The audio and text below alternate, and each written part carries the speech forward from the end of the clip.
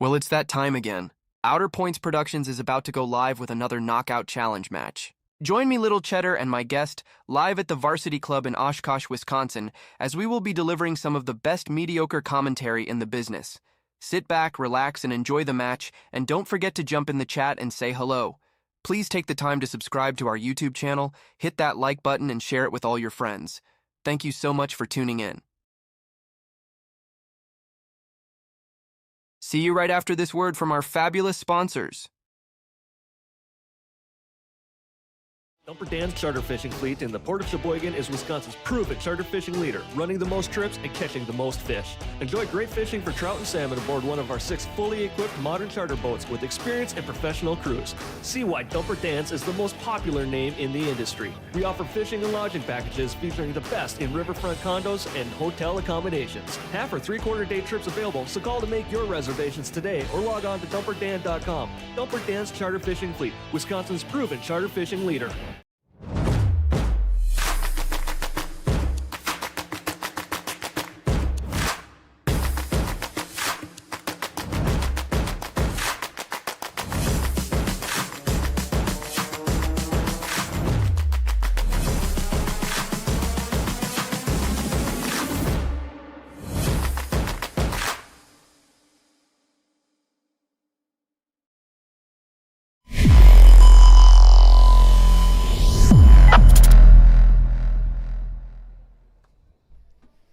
Hello, everyone, and welcome to Outer Points Productions and the KO Challenge Series. It says Ultimate KO. That's the wrong one. Happy New Year, everybody. The very first stream of 2026 is about to take place, and we have round 1 of the KO 1.9, which is 425 Fargo and under. Thank you, everybody, for being here. I am Little Cheddar, and I think we should get out to the table and get started because we've got a Friday mini that's going to be taking place as well. Busy night at the Varsity Club. So thanks, everybody, for being here. Stop in the chat and say hello.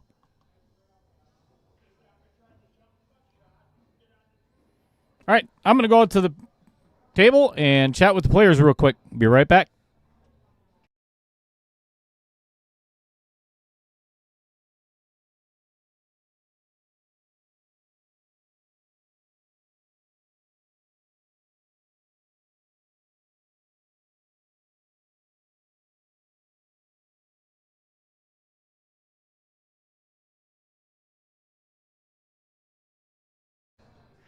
Can't believe Dale turned off the mic. What is wrong with him? I tell ya.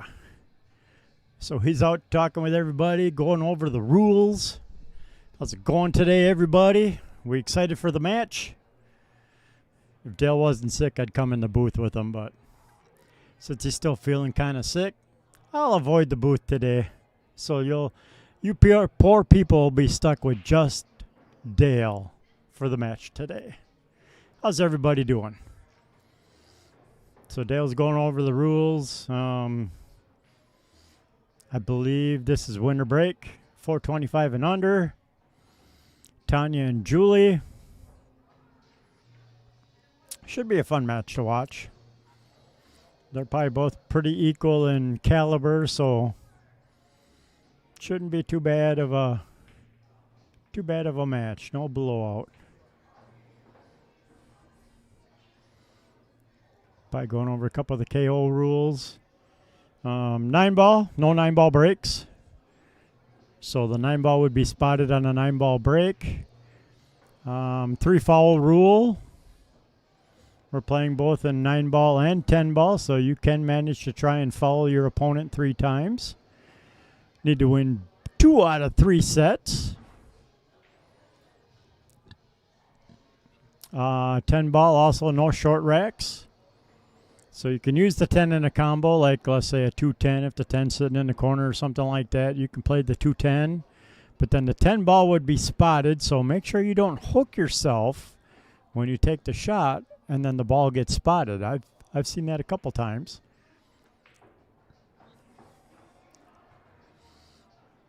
What else do we got going on? If it gets to hill, if it goes to a third set, let's say Julie wins 9 ball, Tanya wins 8 ball, and they go to 10 ball, and it does make it to a hill game at 3-3, we will then do a spot shot shootout. Best out of 3 shots. If both players make all 3 shots, then we'll go to sudden death. The first one that misses loses. So that's always fun if we make it to 10 ball. And then hopefully for, like I said, the spot shot.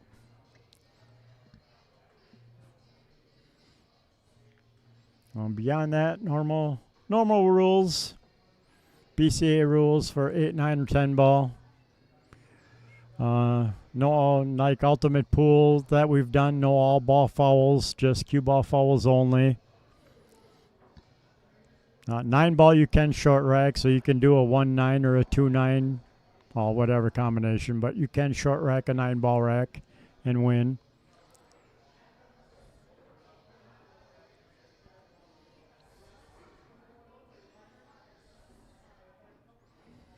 Not sure what else other rules we got going on that I can think of off the top of my head.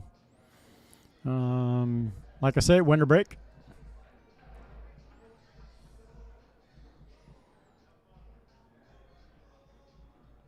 We'll get the players to leg here in a second, assuming once they get done talking about some rules.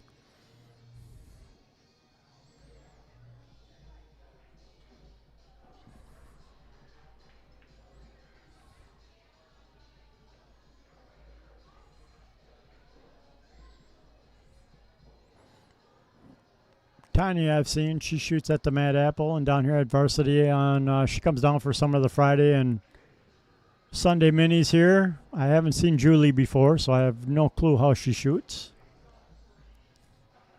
Players are shaking hands, so we'll go to the overhead for the leg. We'll see who gets to start this party.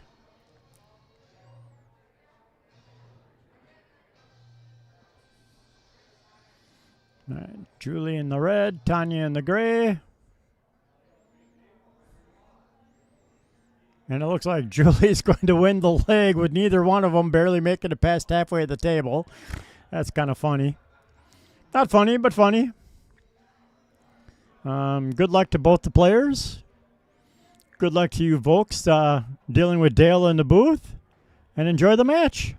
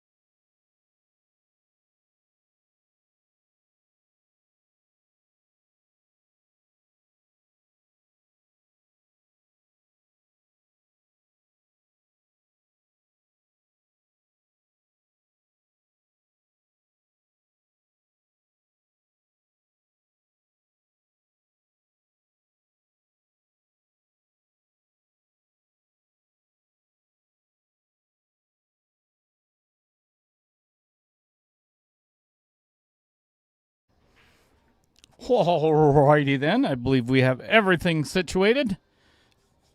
Thank you for tuning in, everybody, on this blustery, cold Wisconsin afternoon.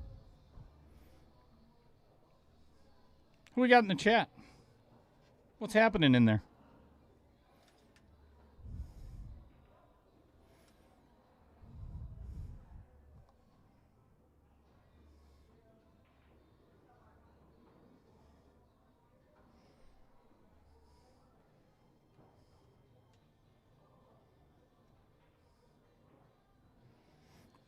Pete Beshta!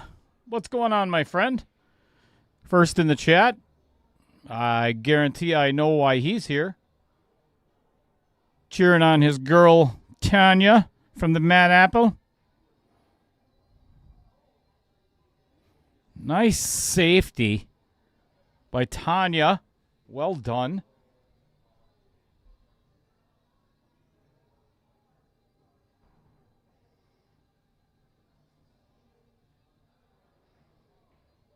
Mike Bunnell also cheering on Tanya.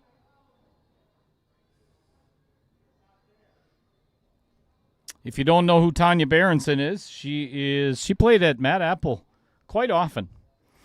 Plays here as well quite often. So, what's going on, Randy Parlick? Tuning in from Antigo.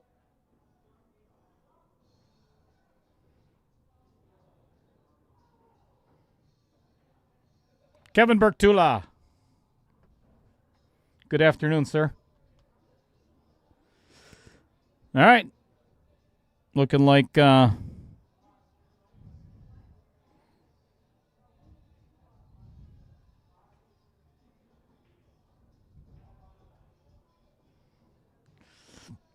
just going to pocket the 2-ball and give Tanya ball in hand.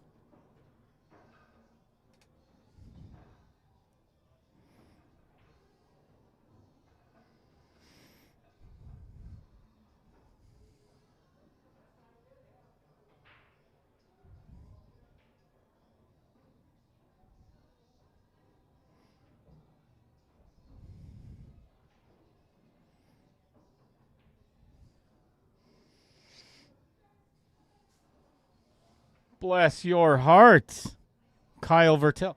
Kyle, are you hiding in the bathroom or something? You were just here.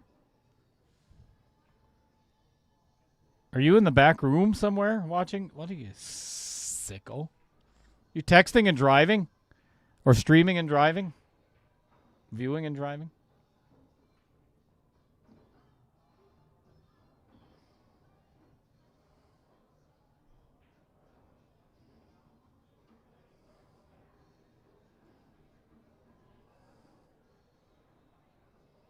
Full-time muscle cars.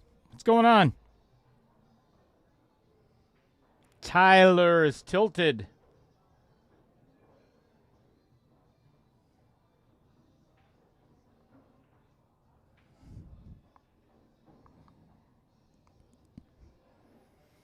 All right, Julie breaking up the 6-9 mess down there, leaving pretty much a wide open table for Tanya.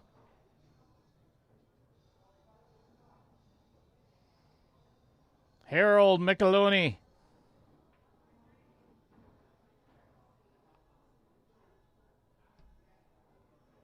Ding. Mark Bell has decided to grace us with his presence. Emily Moon. That sounds like couldn't that? I think that could be a song. We could write a song called Emily Moon. Look outside tonight. You could see the Emily Moon.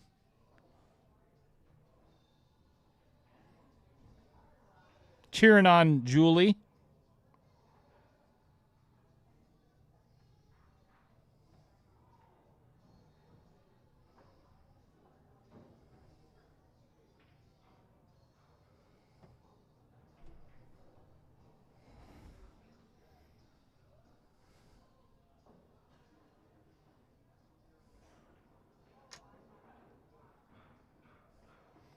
Taylor Collar.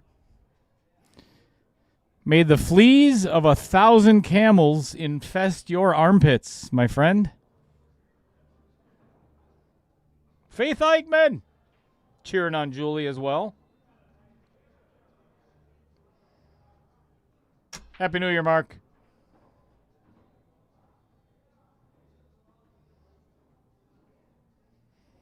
Trevor Simpson tuning in from Texas.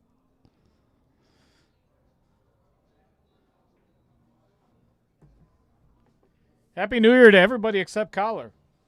Taylor, type.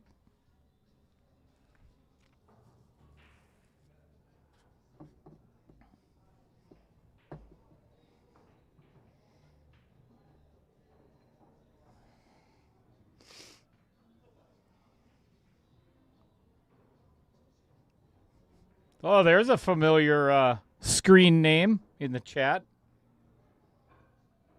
I think I may have played a game or two of pool with that lady. Bobby Joe Durst.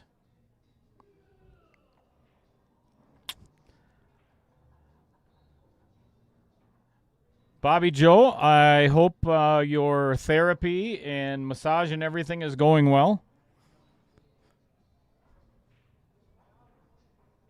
If anybody was watching our Scotch couples match, she carried me the entire thing, so she had to get a corrective brace for her spine. Yeah. It's Tuggy, not Tay-Tay. It's Tuggy.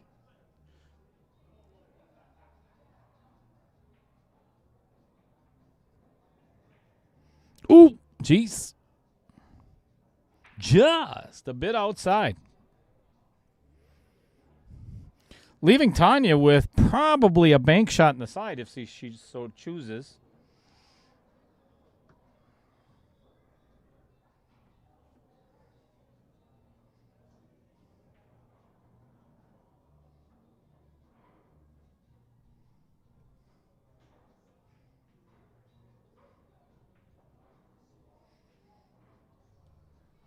All right. Goes for the bank and overcuts it just a smidge.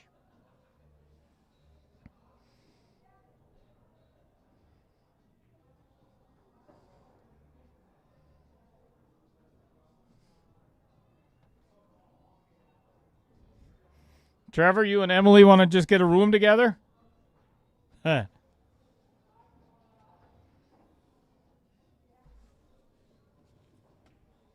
Kidding. I'm kidding.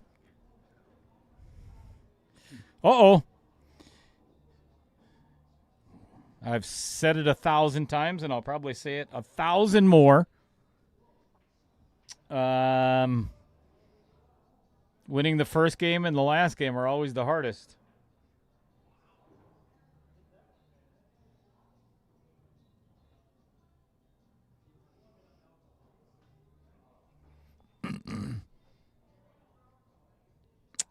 Taylor Collar, I would highly suggest you take that back.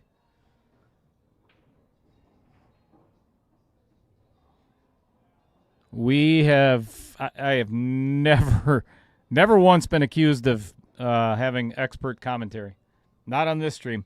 As a matter of fact, I was thinking today of doing like a public service announcement prior to the start of every stream. And let me just run this by everybody, all of our viewers, because you've watched many times before. You think it would be beneficial to the viewers if I just put on the screen for everybody to just kind of lower their expectations when it comes to the commentary? I don't know. Let me know in the chat. I think it would just be fair to the viewers. Mark Bell.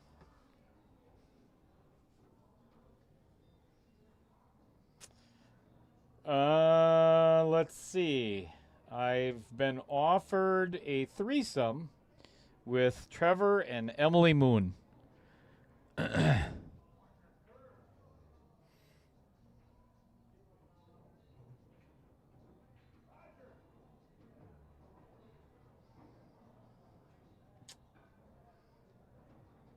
Not really sure where to go with that. Do I have time to think about it? Do you need an answer right away?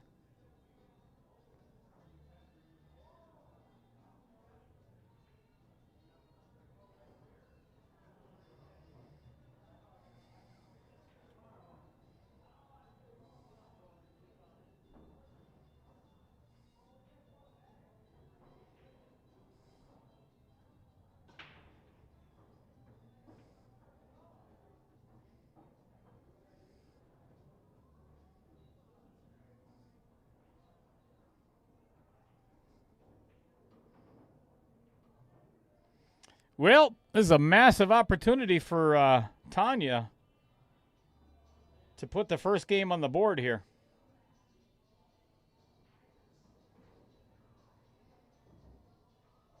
Left herself perfect position on the 7 here.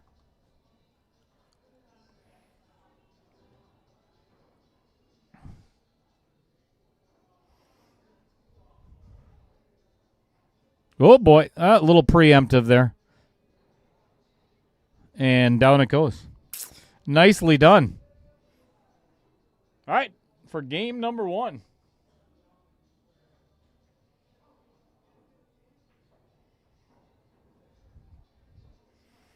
One to nothing. Tanya Berendsen.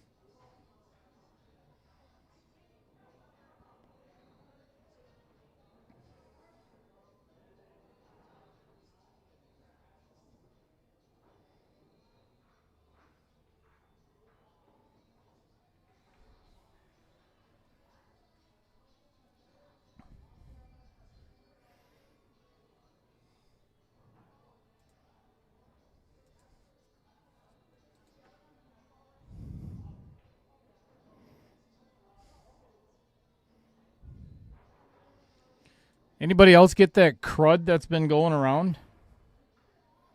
Man, I'll tell you what.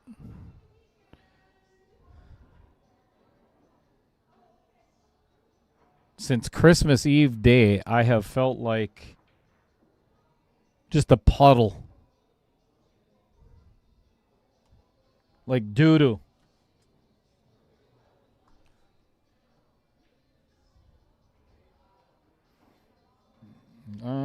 Let's get in there and take a look at that break of Tanya.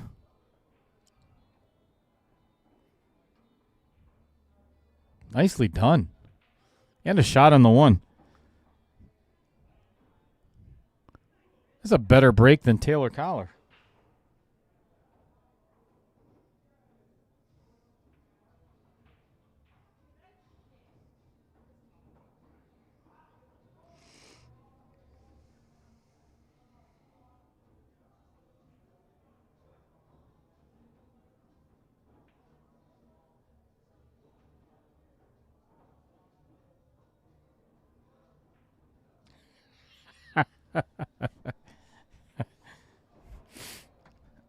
A 2.5 some. It sounds like never mind. 2.5 men. What's up, Jamie Cools? Dave Gillette. Happy New Year.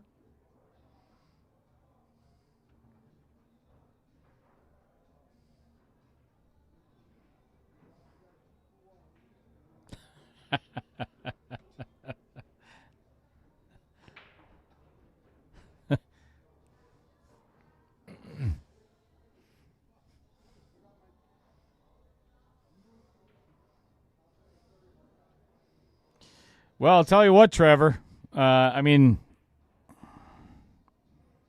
Sometimes you just got to do what you got to do. So I totally get it.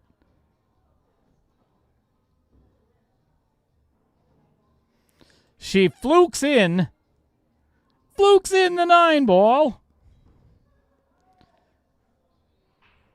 Julie getting very fortunate.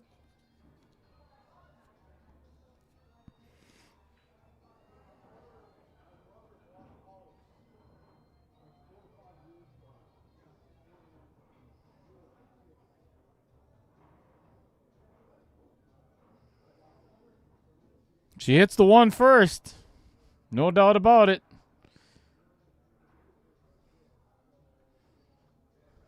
I don't think that was intentional.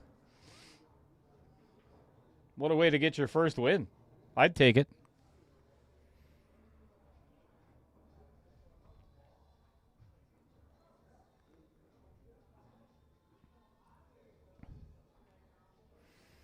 So getting back to Trevor and I sleeping together. No. And, I mean, obviously, if that,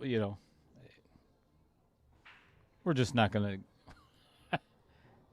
Sean Henning, who won? How's winning?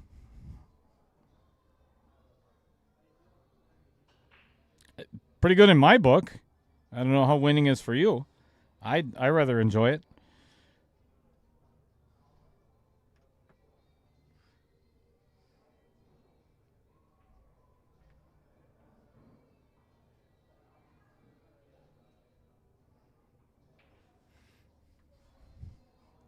So in the 2 years that I have been streaming out of the varsity, well, a little less than 2 years out of the varsity club, Mark Bell has finally gotten it right, and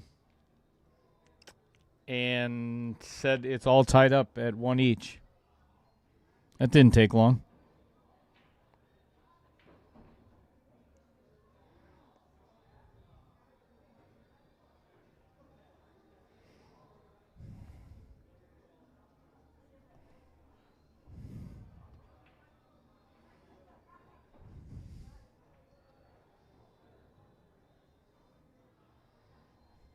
Derek Schwartz or Derek Justin or Derek something from Avenue Auto cheering on Tanya. Wow. I tell you what, if if that is how you're going to push out, that's the way I learned a lesson.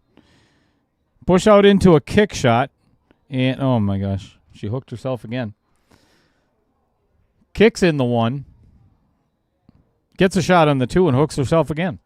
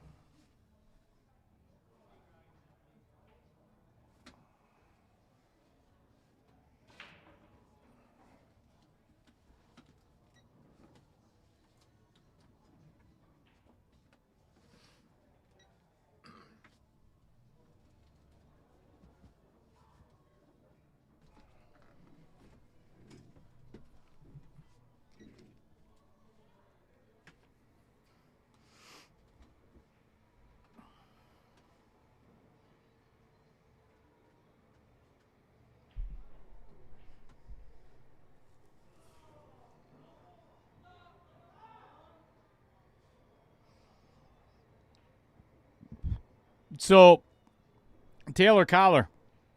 Funny thing is, I actually called Derek, and Derek can attest to this. I called right after that message on Facebook, and I'm pretty sure that was Gary Burns.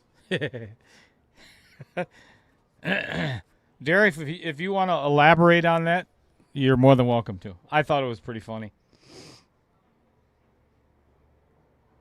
Oh, yeah. Now Taylor just put it in there. Yep. He's a good buddy, all right.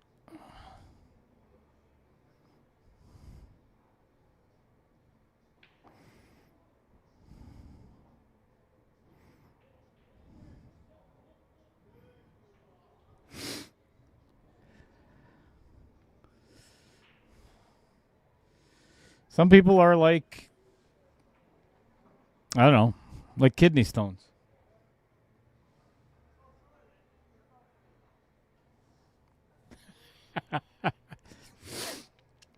Derek, if I remember correctly, I said they've been in business. You've been in business long enough to know how to treat a customer with respect and integrity.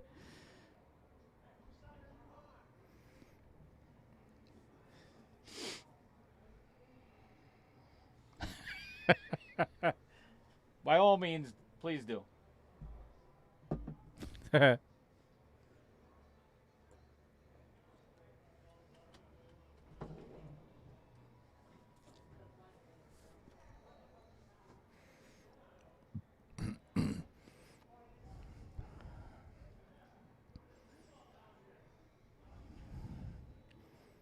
Nice shot by Julie.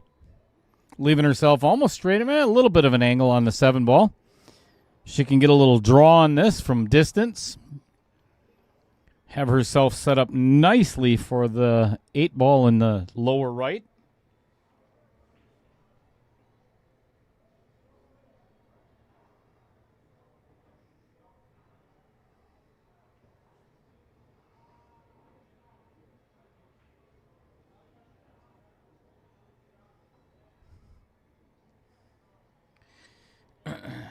Sound like a 500-pound man breathing into the mic when you're... Wow.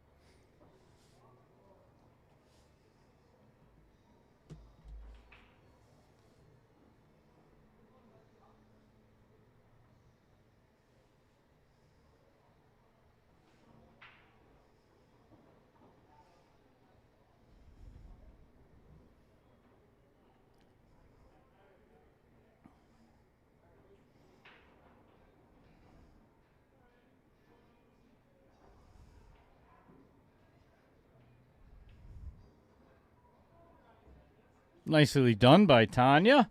Leaving herself a little bit of a thin cut on the 9 ball, but doable.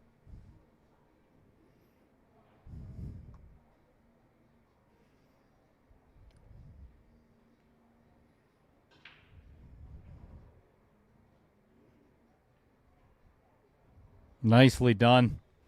Good shot.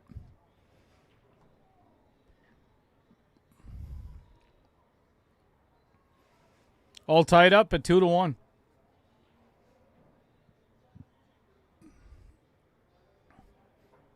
So if you look at the scoreboard and the race is different between Julie and Tanya, believe it or not, there is actually a reason for that. Because there is a 50-point difference between their Fargo.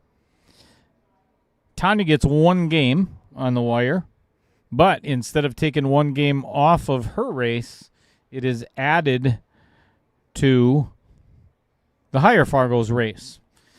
So normally it would be a race to 5. And in addition to that, whoever wins the leg gets to choose which of the first 2 sets they get that game spot. So because Julie won the leg, she got to choose and decided she would take 1 extra game or try to win 1 extra game in 9 ball. Just in case that question came up.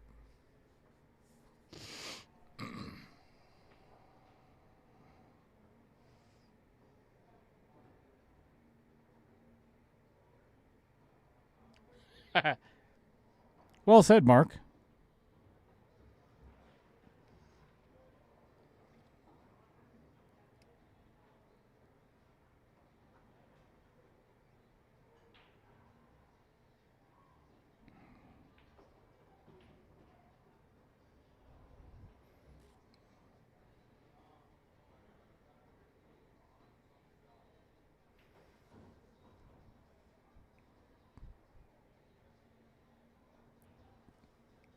Right, Derek? I mean, seriously, look at Chris Green. Does he not? Honestly, he's never looked better. I think that is the best that he has looked since being on this stream.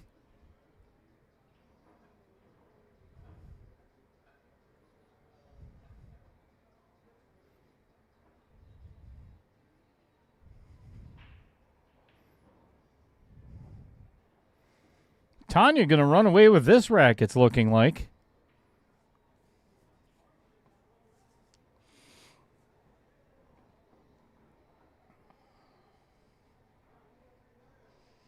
There you have the exact quote from me to Gary Burns.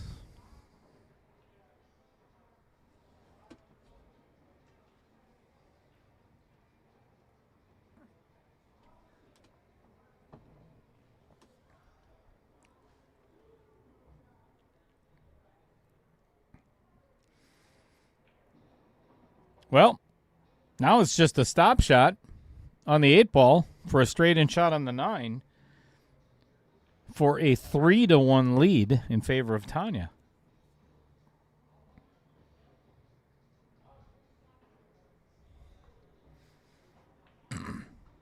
Let that cue ball get away from her. Still makeable.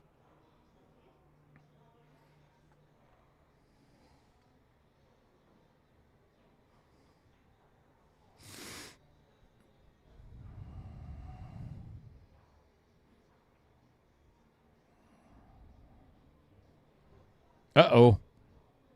Uh-oh. Oh, my goodness. Holy smokes. Look at where she left this cue. Misses the 9 by just a fuzz and leaves that cue ball just buried in the corner pocket. Wow. This is no gimme. Even where that 9 is right now, so close to the pocket, this is a very missable shot. And not anymore. Oh, boy. Slow down. Slow down. What a shot. Tanya does all the hard work and lets Julie take the win.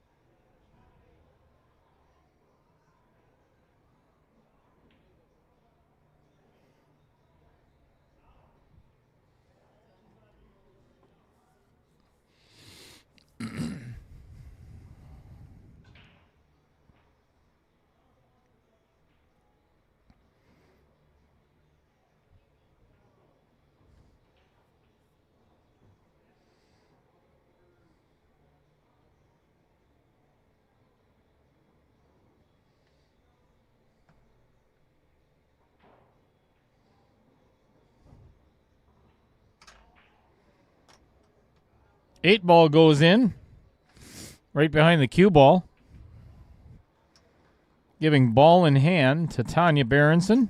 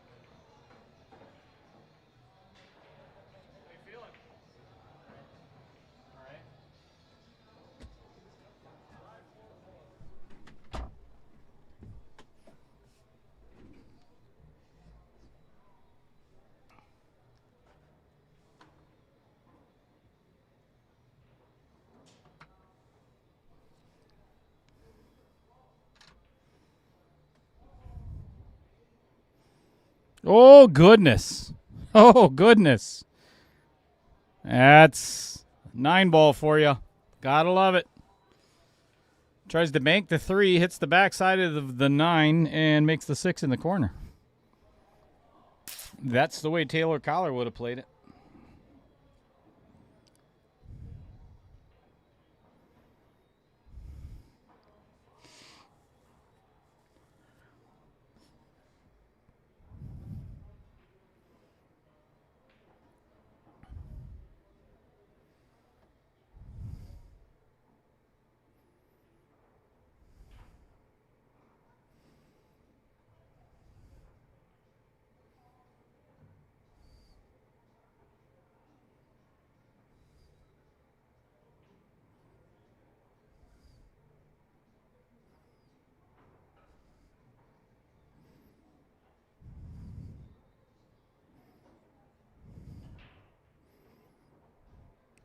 Very nice save by Julie Fleming.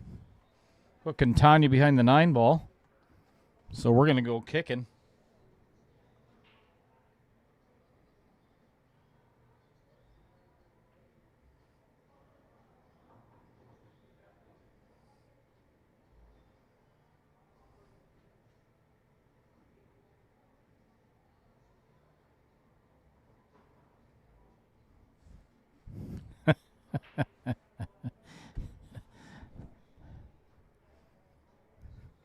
Okay, I may have been distracted slightly. Trevor. 3-9 combo attempt for Julie. Oh, center pocket. That is going to tie it up at 3-2 and make it a race to 3 in this first set.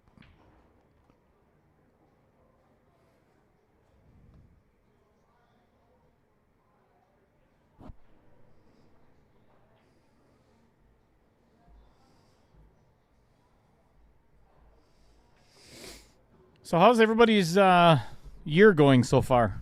Pretty good?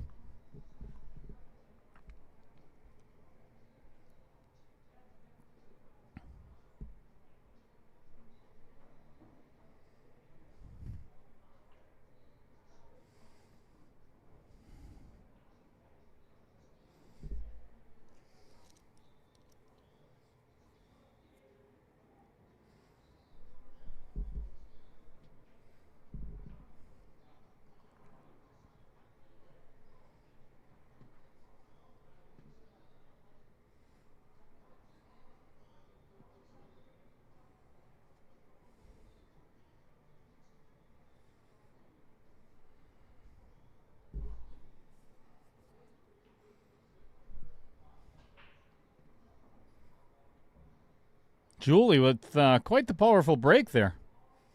Pocketing the 2 and the 5 with a shot on the 1.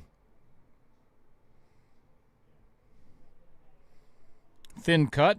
Try to avoid the 9 all the way back down there because I don't think she can hold for it.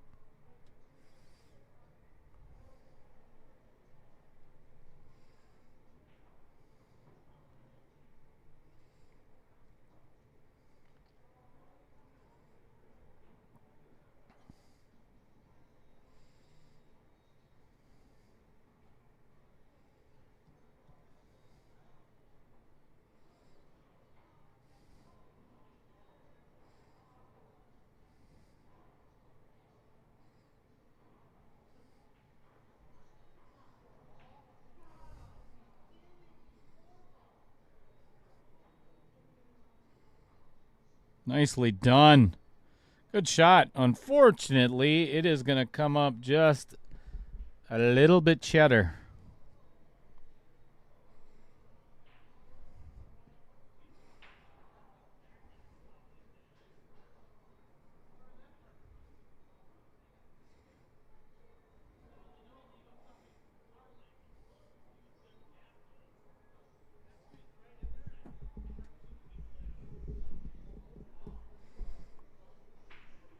Looks like she can see just a sliver of it. Oh, yeah, plenty.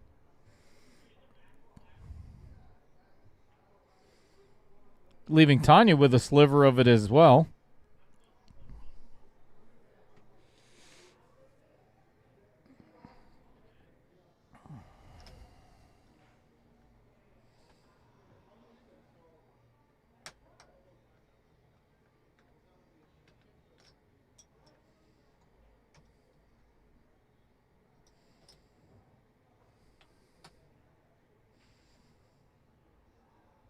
Uh-oh. Safety got away from her a smidge.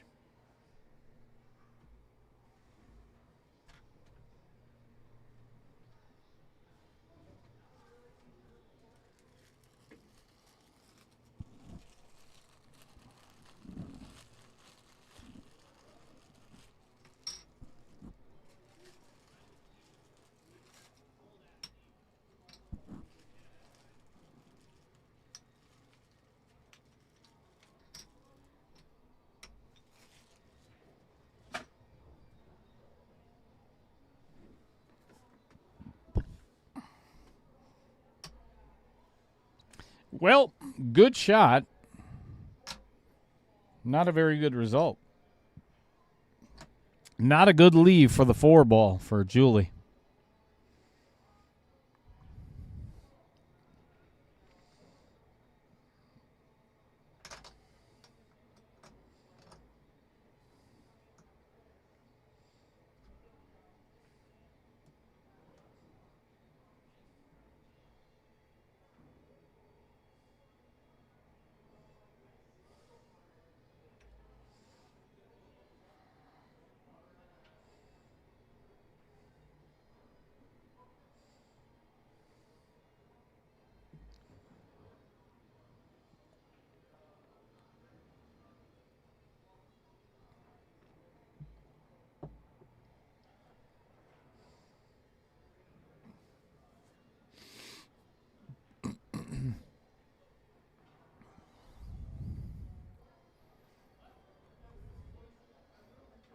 All right, Julie's got out the jump cue.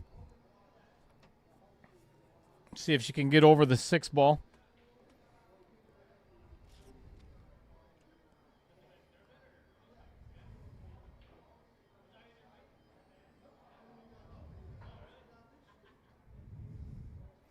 Not to be. Ball in hand for Tanya to pull out to a 1-game lead at least.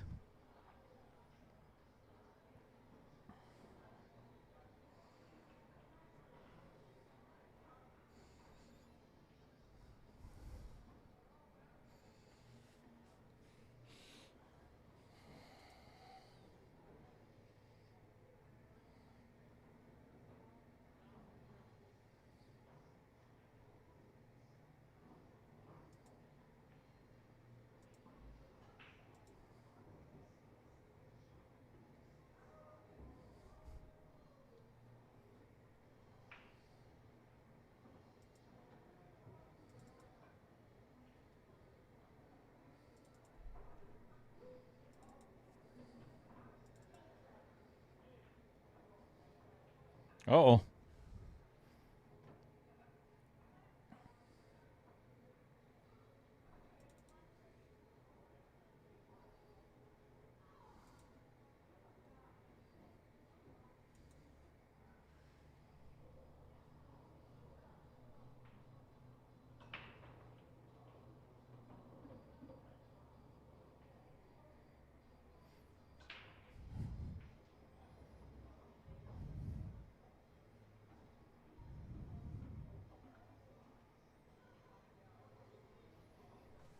Tanya just gave Julie the signal.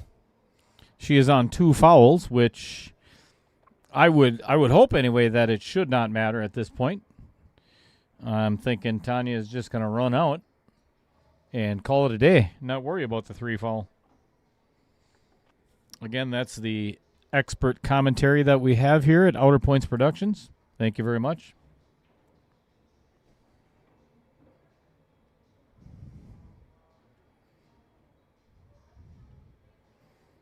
She is looking at just slow rolling this and then playing the 9 ball all the way down. I would like to see her get a little bit closer to one of the other pockets. Oh, boy. And she's left herself in a bit of a predicament. Then again, if she makes it in the side, no predicament whatsoever. Drills it. Center pocket. This is why I was asked to no longer commentate for anybody that is above 600 Fargo.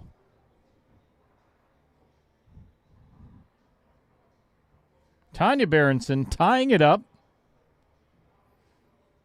2 away from grasping set number 1.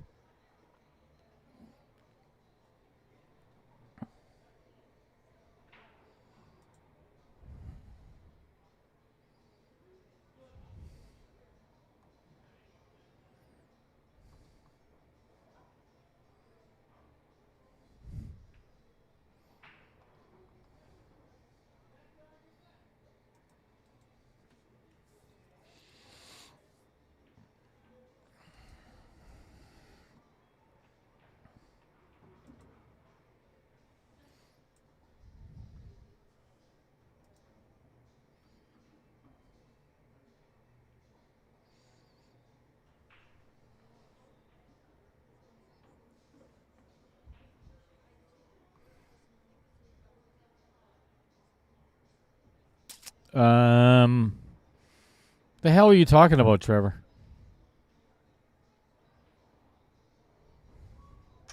What?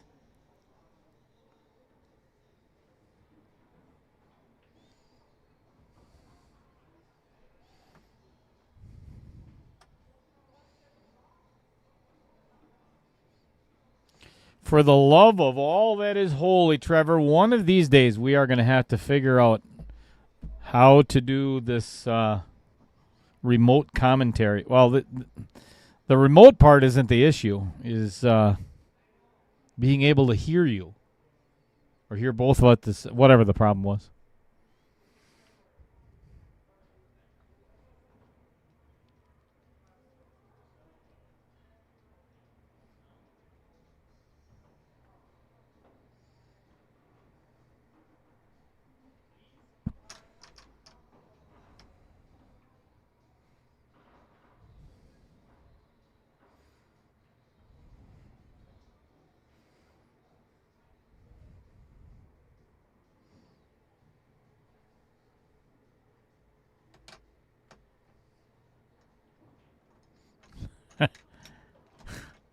You're not quite right, Trevor.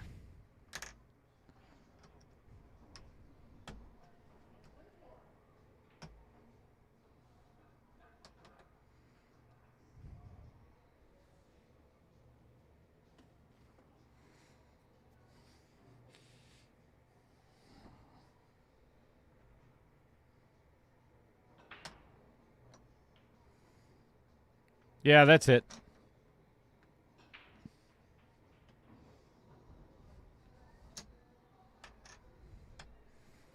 How do we get that fixed?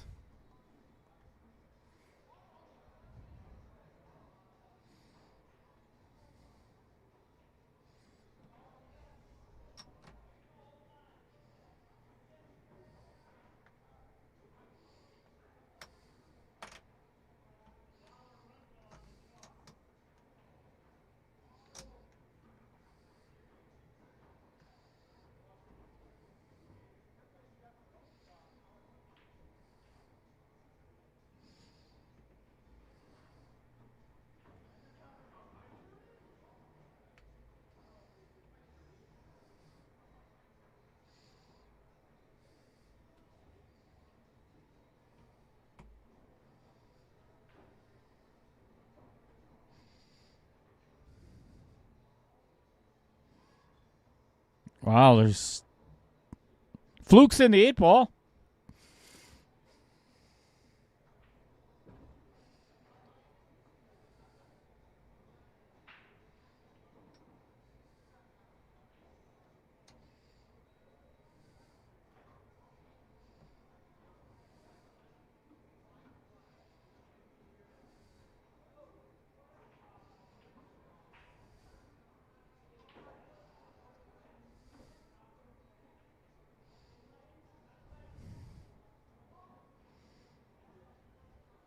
Is she going to get behind that 7? Yep. Julie's going to have to kick at this 1 ball.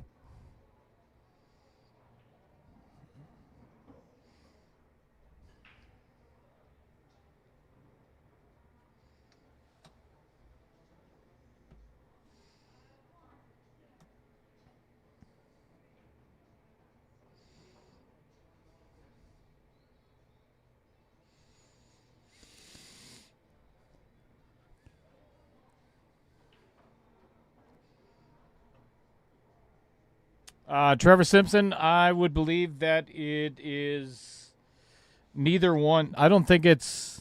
Oh, that's a good hit. I don't think it's the soundboard or the software. I think it is the head of IT for this company that is the issue. That would be my problem.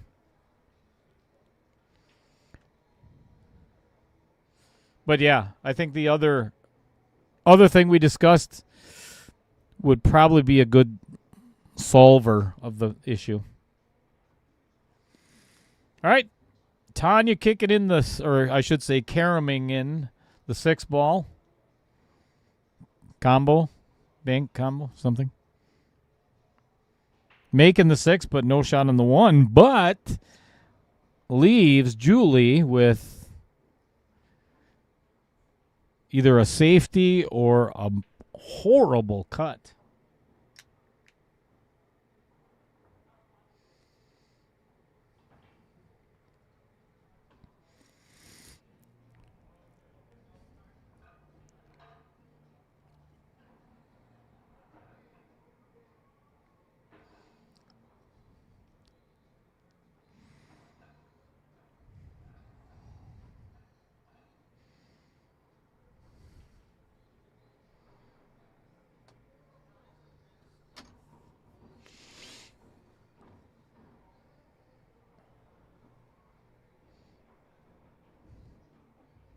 Ladies and gentlemen, all the way from East Troy, please put your hands together for the YouTube guru,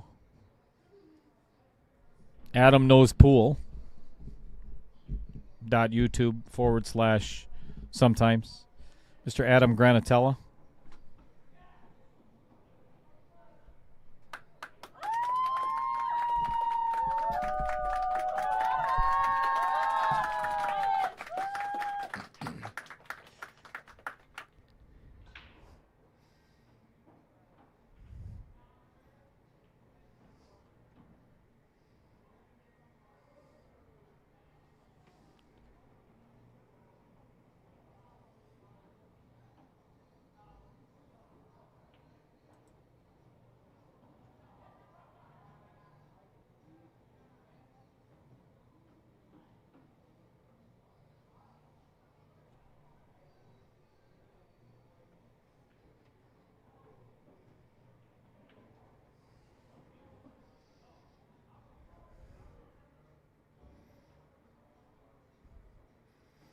The 1 ball is gone, and a great shot on the 2.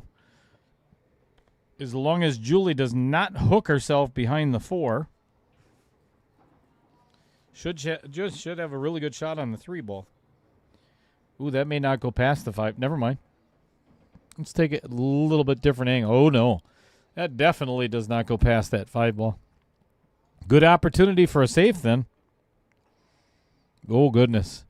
She is lining up the combo. Yikes.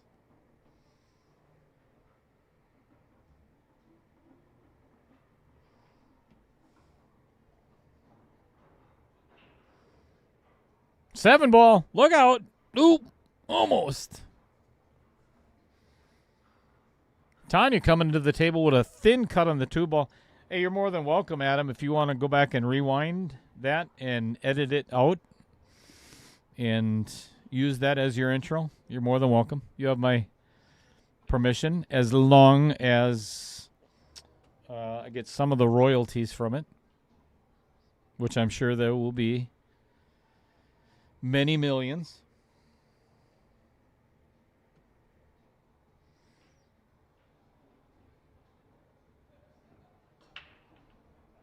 Uh-oh. Hit it a little thick. Just like Taylor Collar.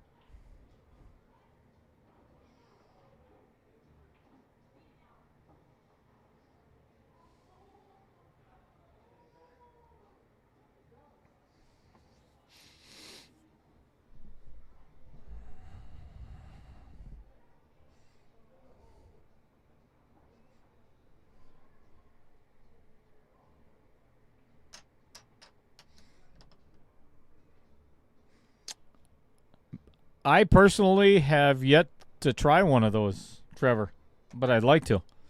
I'd like to see how well they work. I may ask Tanya about that.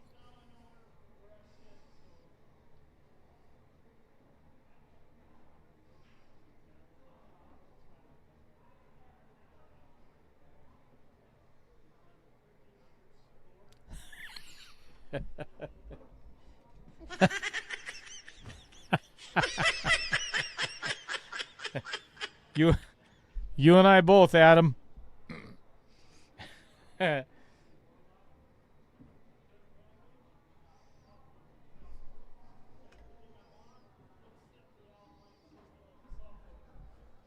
Sounds good, Bobby Joe.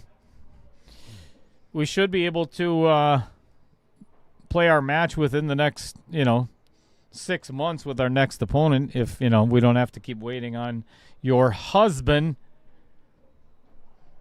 Right, Taylor Collar? Blame it on a snowstorm and everything else, and here we are. But in all seriousness, we're waiting on Dan Yenner.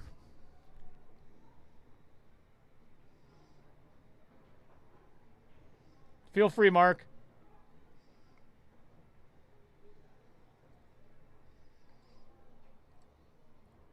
Uh-oh. Good shot on the 3. Left herself a little bit long on the 4 and very close to the rail, but very doable. Stay down and focus.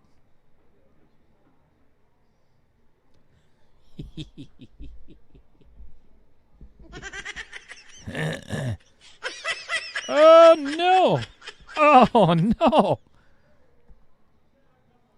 Good shot on the 4. Left herself with duty on the 5. That kind of hurt a little bit, Bobby Joe. That hurt. Just, wow. Ouch. I mean, you're not wrong, but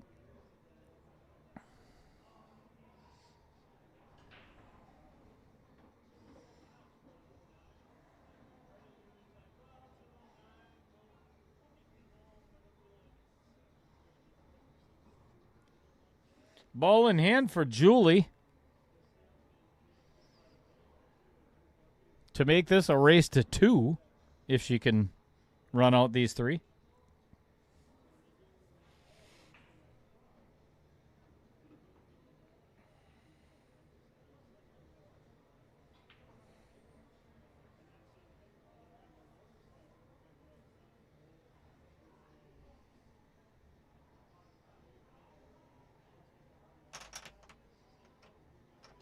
Dave Gillette, are you okay? Apparently you have the same disease as who the heck was that? Chris Green? Who the heck was it that they're missing their D from their keyboard? Somebody remind me of that. Who because it's Odger. Oh no, they were missing their R. That's it. Dave, you're missing D from your.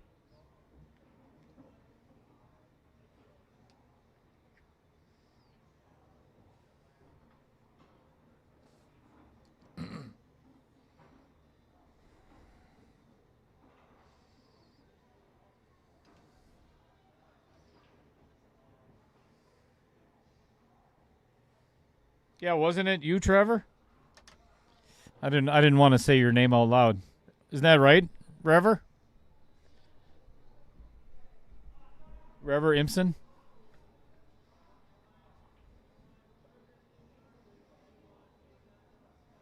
All right, here we go.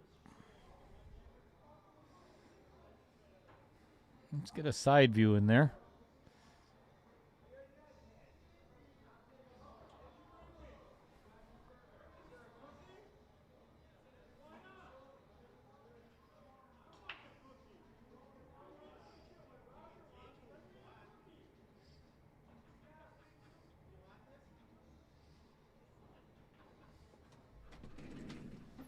Hey, can you keep it down? Keep it down. You think this is a place to have fun. It's not. People.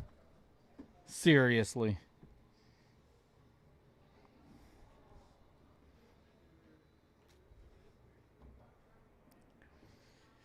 Julie pocketing the 9 in the side. Making this a race to 2 in set number 1.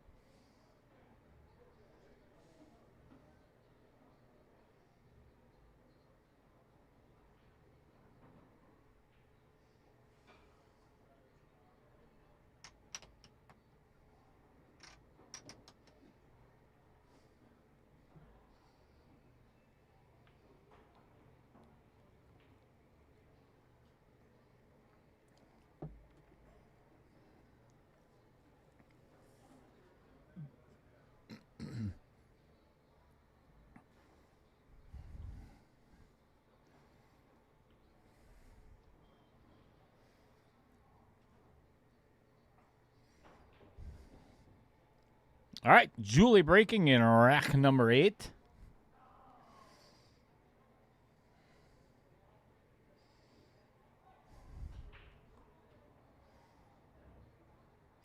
I think she has scratched.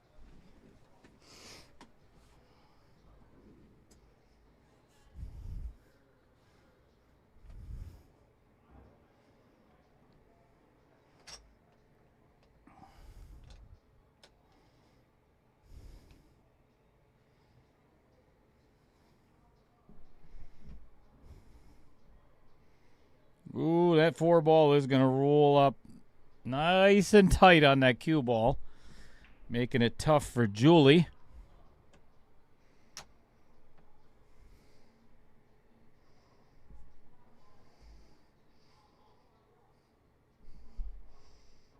Bobby Joe, how dare you threaten me on my own stream?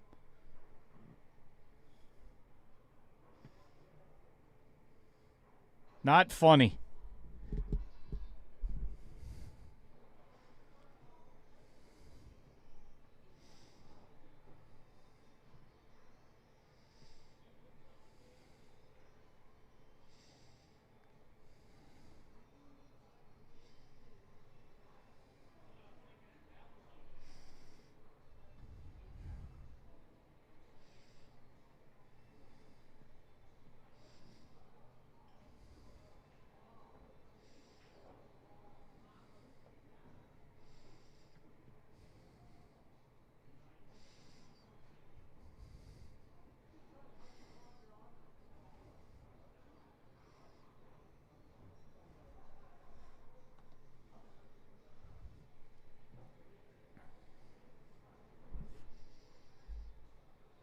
Fong win. Cheering on Tanya.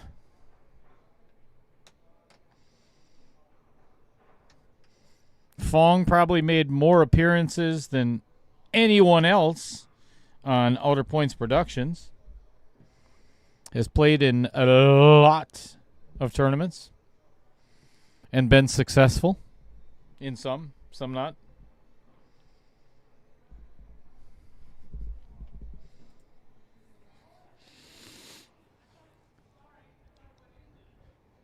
Ooh. Tanya goes for the bank, misses in one side of the table and goes. What? How does that stay on the table?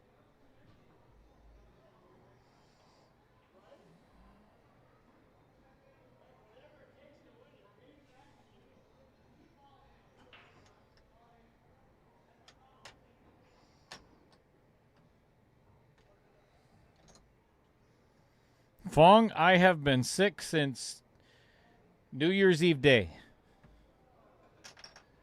It came on right before Christmas and just felt like crap ever since. But to answer your question, it was still a great Christmas.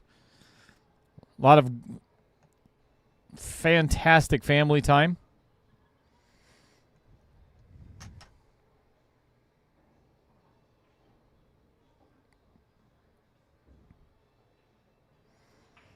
And so far, the new year is really doing well. The first 40 hours have been fabulous.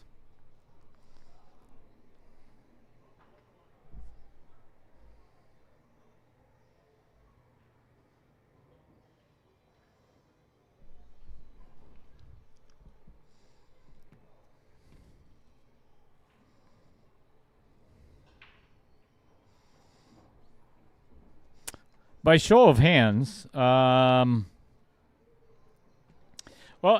me ask this question first, seeing as how Fong brought it up. Does anybody have anything particular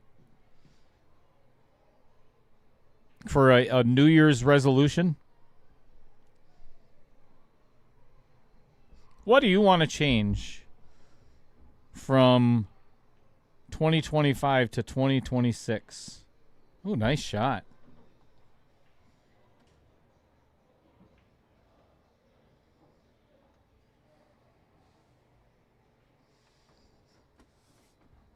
What would you like to see happen in the new year?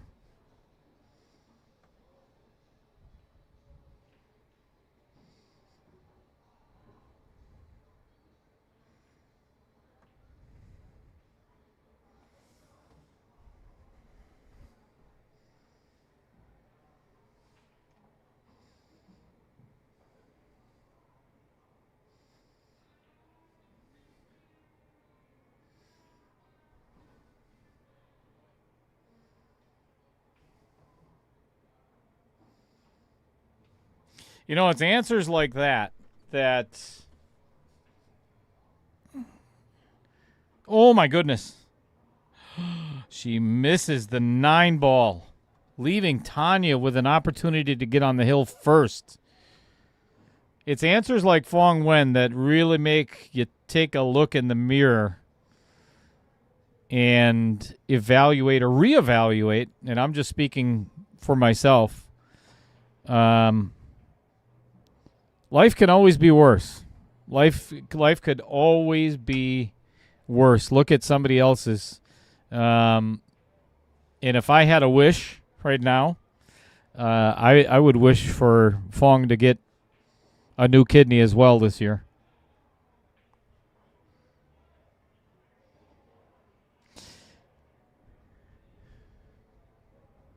We've talked a little bit about your struggles, Fong, but I can't imagine. I cannot imagine.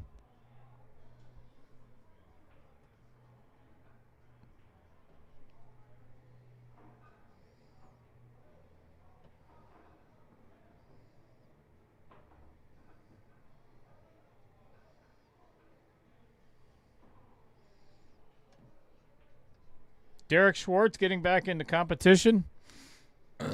Doing what?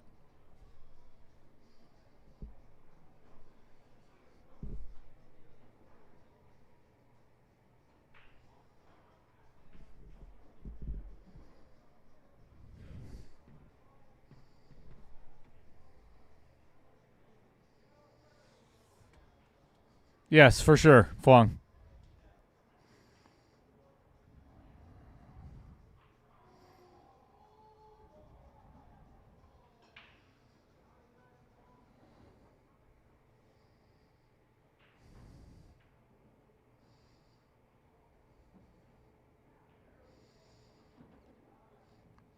You have definitely had your struggles on my stream before, Fong.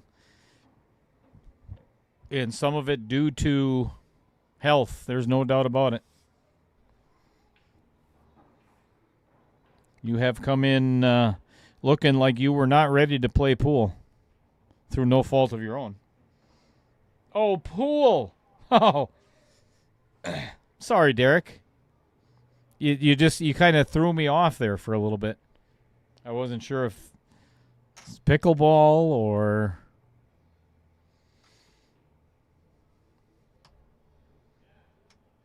I thought you were on the Oshkosh curling team.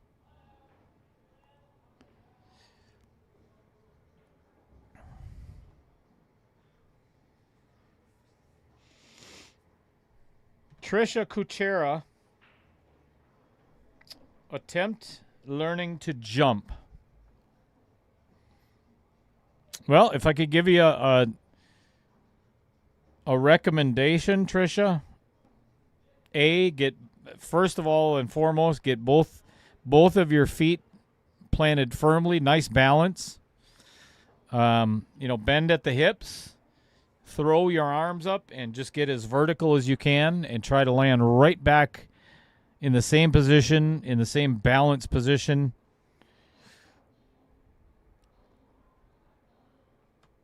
Where you started. So, we could teach you.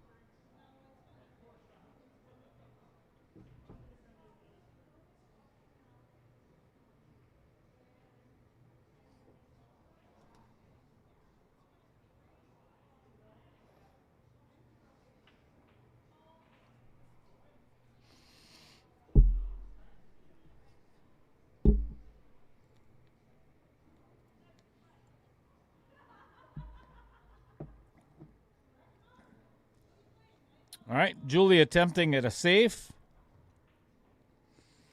Leaving Tanya with an opportunity. If she can get from the 2 to the 3, I'm not sure that's going to even lead anywhere.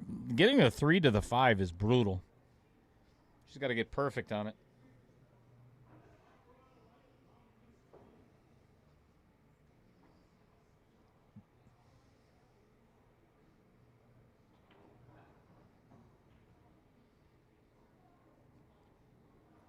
Well, she got it on the 3. Did not make the 2 ball.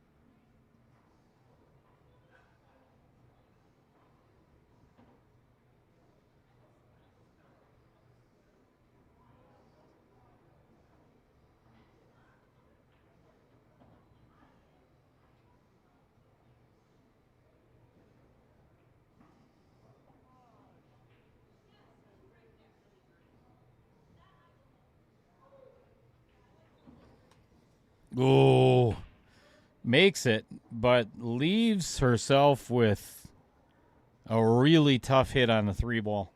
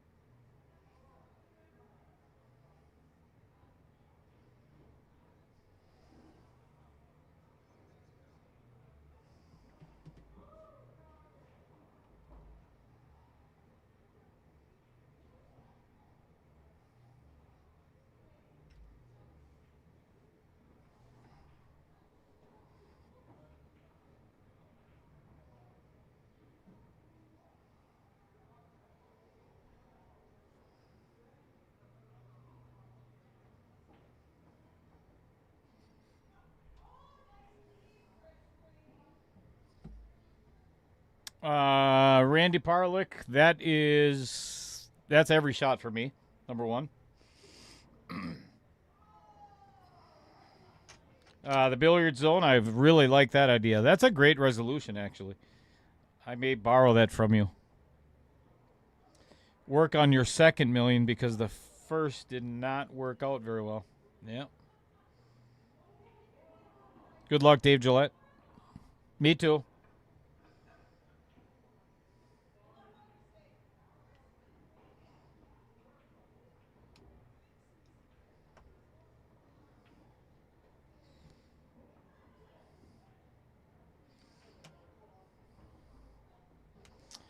Dan Yenner, not a huge fan of the first half of your message there. That you're coming to see me. Yeah, not a big fan of that. But leaving now would be my favorite part. As in later, when you're leaving now. Leaving here. Randy Theory. Been sick since Christmas also. Apparently I left my tongue at home today as well. Bronchitis infection and cooled. Do you mean COVID? He's going to share it with me at 1 o'clock on Sunday. Looking forward to that. Thanks. Varsity Club opens at 11 o'clock. And you are more than welcome to play on any table you would like. There's lots of them. I will probably be here somewhere around, I don't know, noonish.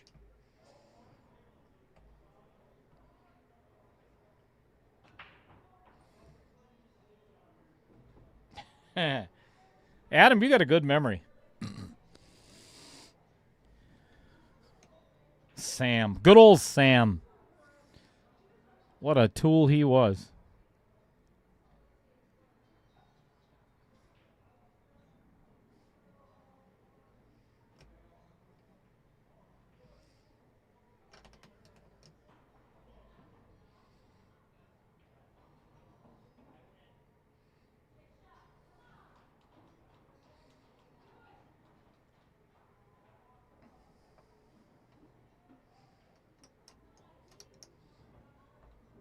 Dan, don't go away, man. Dan, just go away.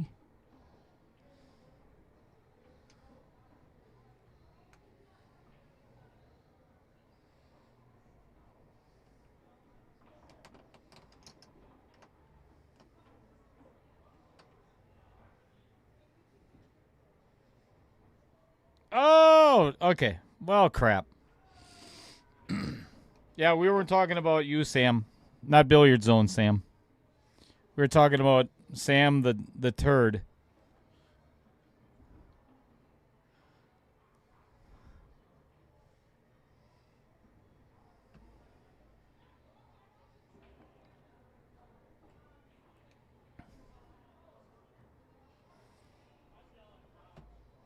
Tanya with an opportunity if she can pull off this bank shot on the 5. Oh, it might go on the other side. Nope. Never mind. Leaving Julie with not the easiest of shots, but she could make it hill here.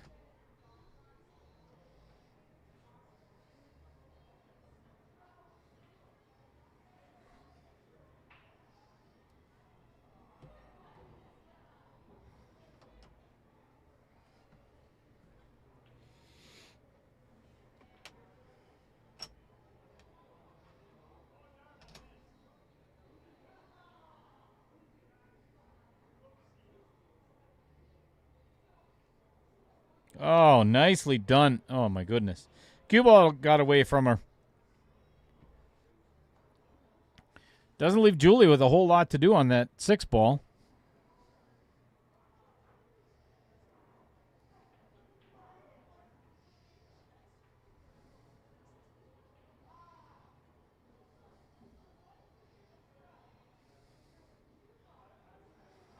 What to do, what to do.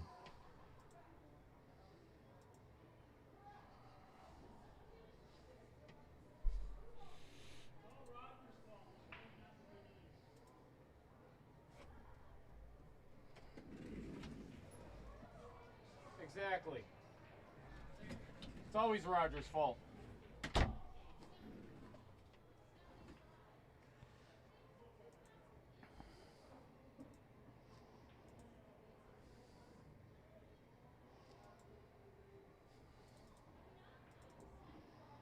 Ooh, goes for the bank and the side.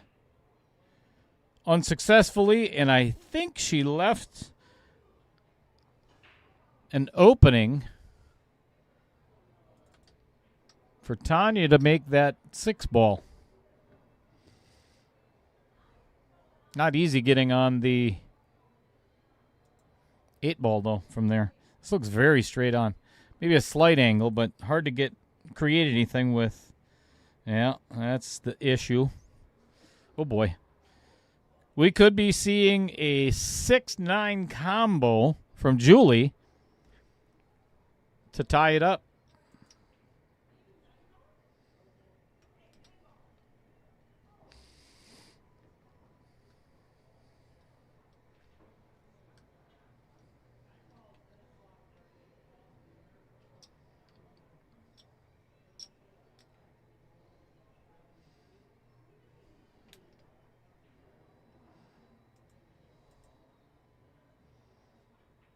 Oh, prematurely. Sorry.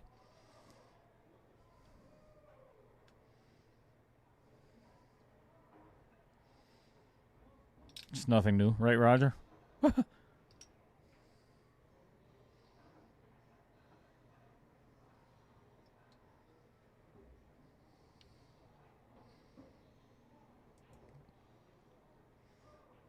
If you are... Oh, boy, that just snuggled up really tight on that. Hang on just a second. Let me get rid of this for you. Did not leave Tanya with a whole lot to shoot at here. But by show of hands, if you are... How many of you are 575 Fargo and less?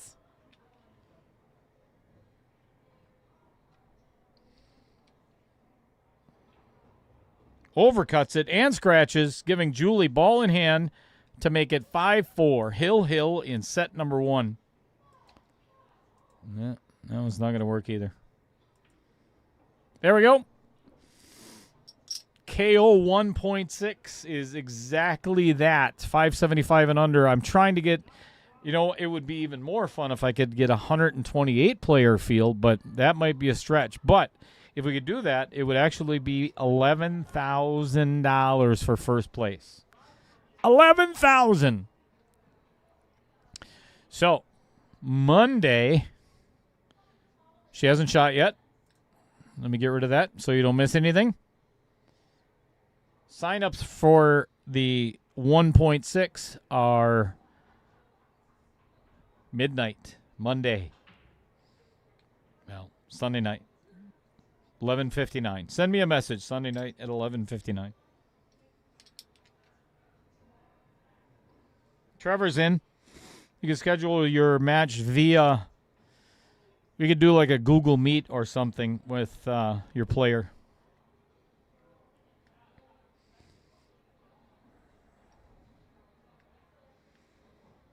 Ooh, boy.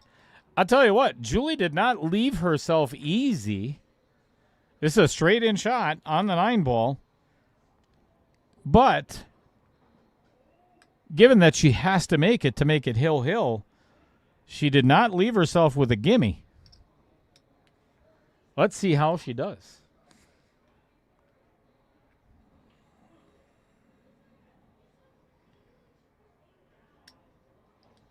Center pocket. Piece of cake. We are hill.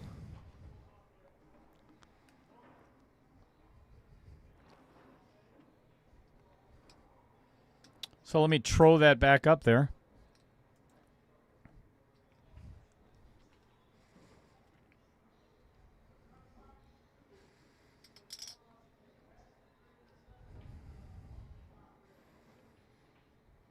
Actually, the trophies and prizes for the money, actually, if you don't look at the kind of the bottom left area, it'll be for the final 16. If we can get 64 players, I believe we should be able to.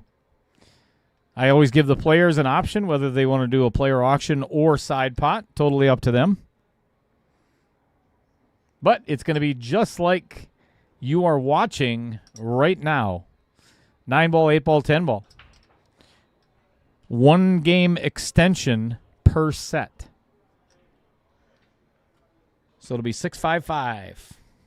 Guaranteed race to 11 for sure.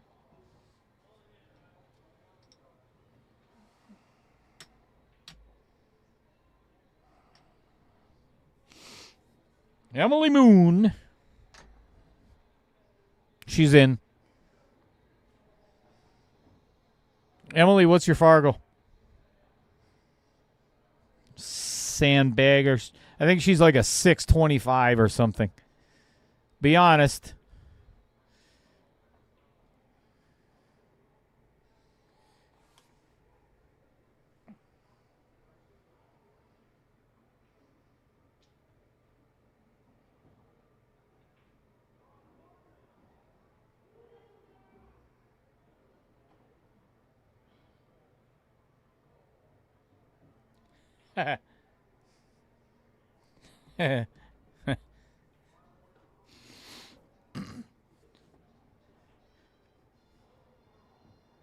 I love what you sent me, Mark. That's a good one. I wish I could load those onto my stream, but I can't.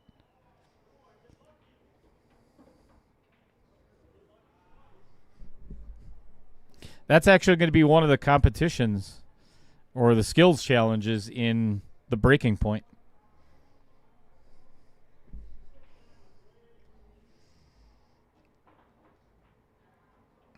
Does anybody not? By show of hands, of course. Sorry if I yelled into the microphone. I can't hear anything. My ears are all screwed up.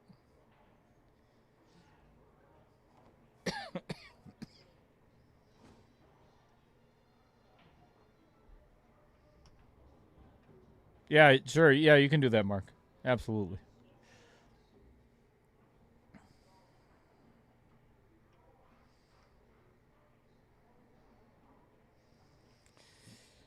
Randy, you're in. All right.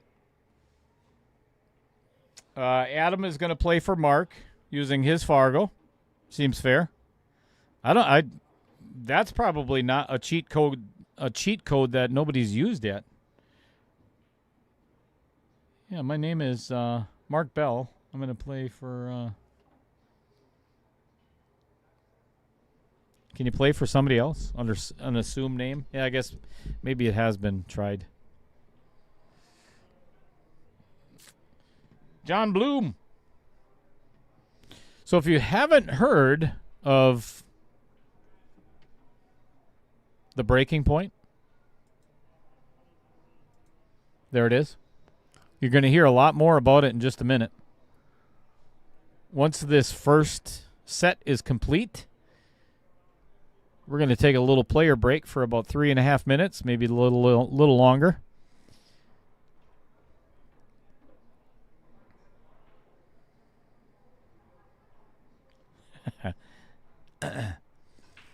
I will videotape that, Adam and Mark.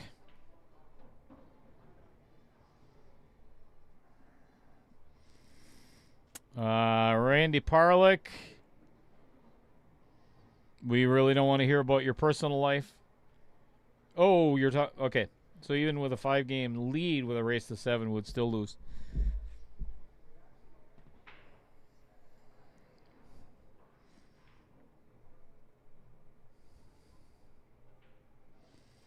Dave Gillette, I am not surprised. You are one of many that has no idea what I'm talking about. Oh, look at this bank shot. Oh, catches the outer point. Rejected.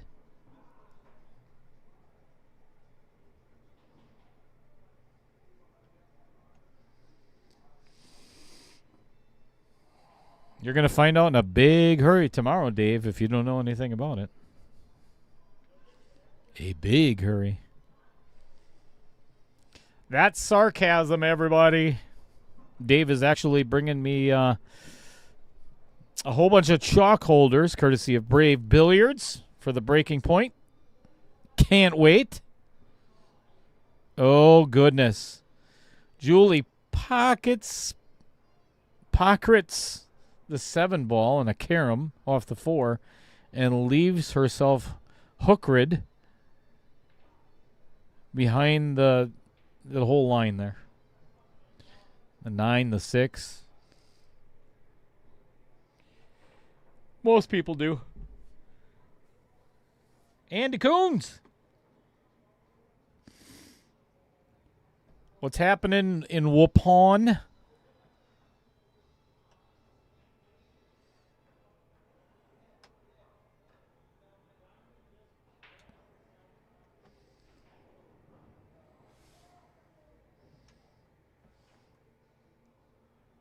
Excellent.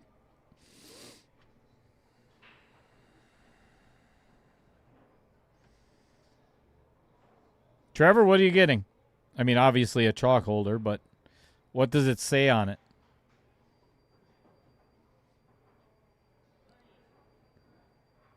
I'll tell you what, it would make my day, Dave or Brad Gillette, if you made one for Trevor that said either instant replay or damn it, Trevor.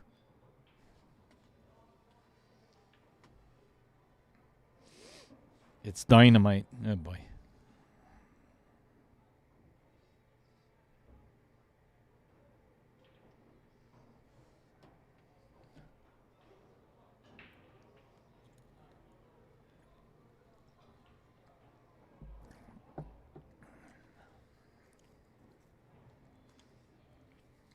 I think the next one that I'm going to have made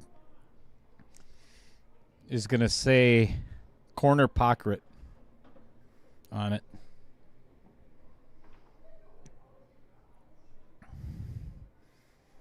Golden opportunity for Julie Fleming to put away set number 1. But how does she get from the 4 to the 5? That seems to be the dilemma she's facing.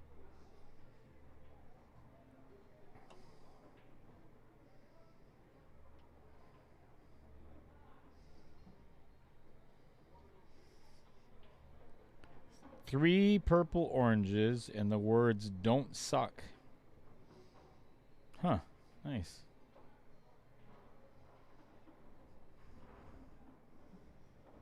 Oh boy.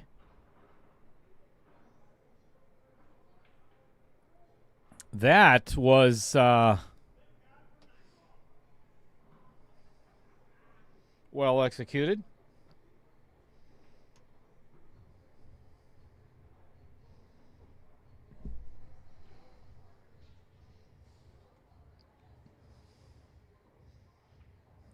That's actually what I was thinking. Mark was getting an Odger regular.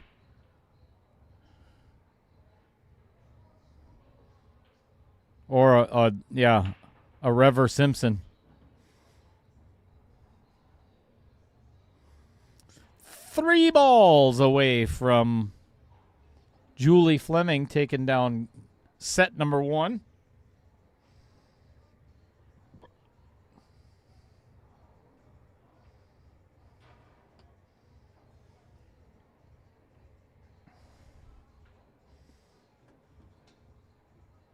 Oh, yeah. Dave's had the OPP logo for a long time, Trevor.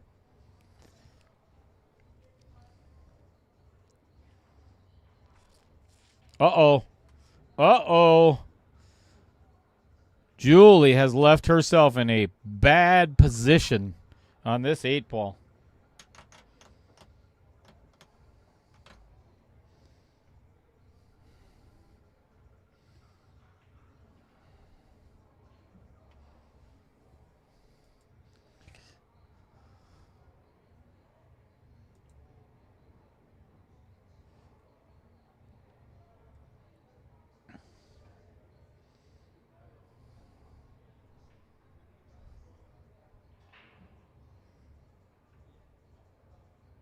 Uh-oh.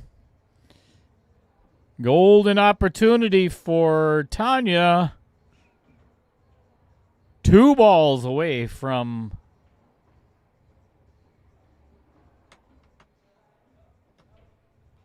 putting a hurting on Julie's first set.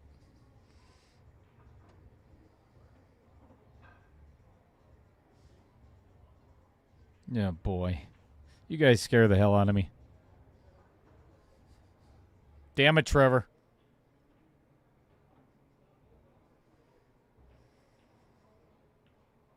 Tanya pocketing the 8-ball with the greatest of ease and coming out with a fabulous shot on the 9-ball to take set number 1. Can she do it? Can she settle the nerves? Can she make it count? And it, oh my gosh, it just falls in the pocket. It sat there and sat there and sat there and sat there and finally goes in. Holy cow. Tanya Berendsen taking down set number 1. Hill. All right. As I had mentioned, for those of you who do not know what's coming up,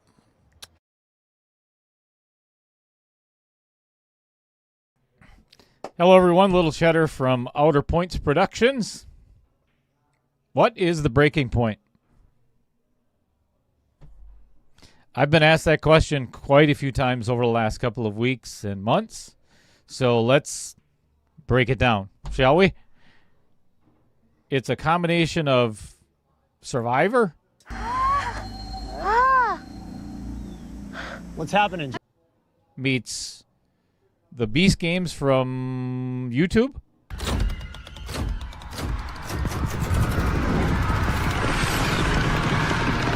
Meets the Big Break from the Golf Channel. Oh no! Meets the pool community. And you might miss this ball.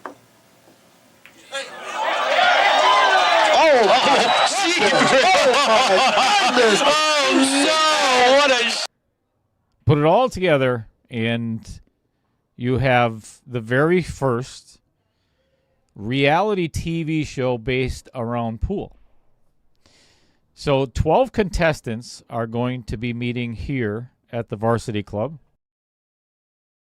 in Oshkosh, Wisconsin, in roughly about 6 months, somewhere around there, to participate in Season 1 of The Breaking Point.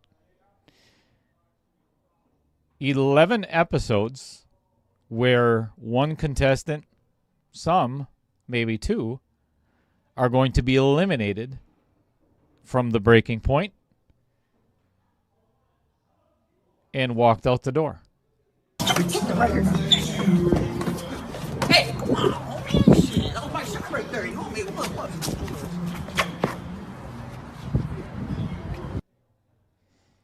So how do you get those 12 contestants?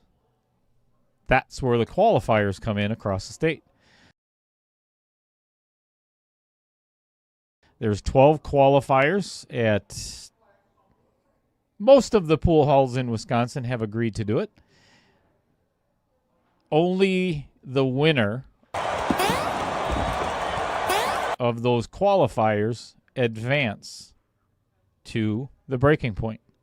You can play in more than one qualifier. You can only win one of them, obviously.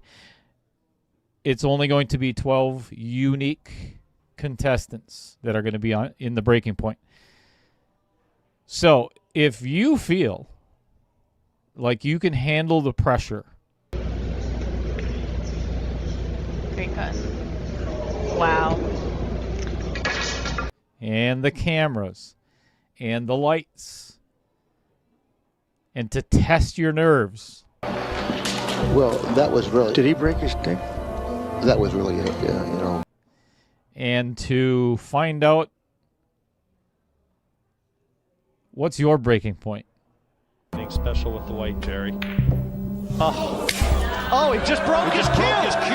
He's just snapped his cue. Come join me. I'll see you at one of the qualifiers.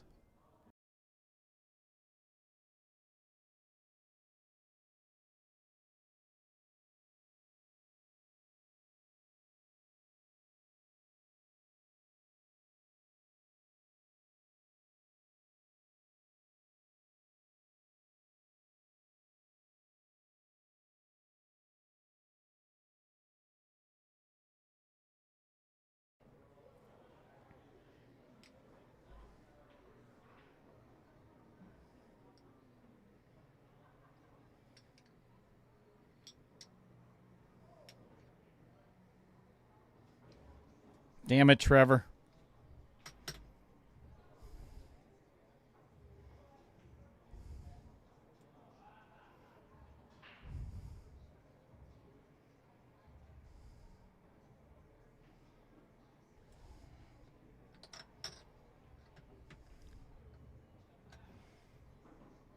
So I got to give a shout out to Tracy Kennis.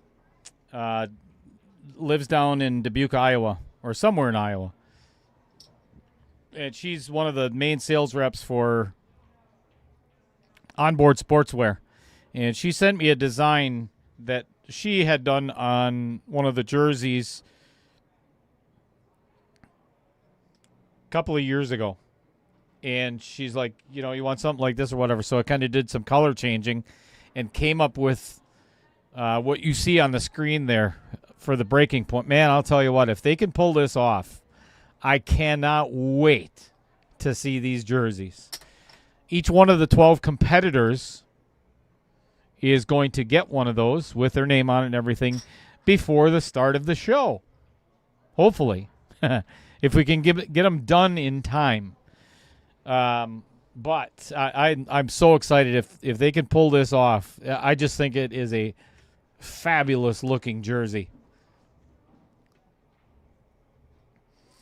So, if you are interested, tomorrow, if you want to see some of the live action from the Breaking Point, it's going to be here at the Varsity Club. It is a full field and maybe then some. I'm not sure because I'm not honestly sure who's going to show up and who isn't. Some wild things happened over the week, but it guaranteed at least 16 players for sure. And there's some really good talent in this qualifier. So I'm going to be streaming probably at least the final 5 or 6, somewhere around there. Depends on how the afternoon goes. Not going to be streaming all day because there's a lot more I have to do.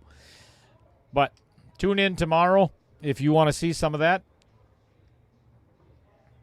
And then we're just waiting for Tanya to get back to the table.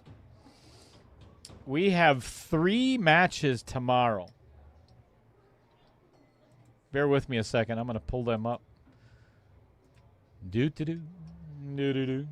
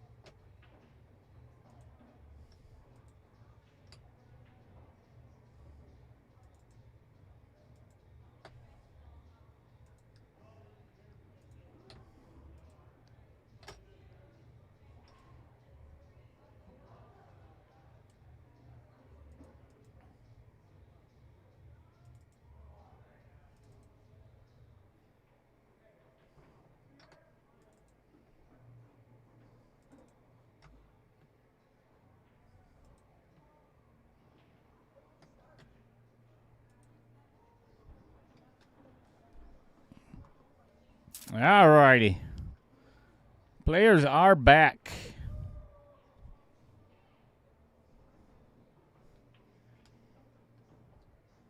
It is Tanya's break in 8-ball.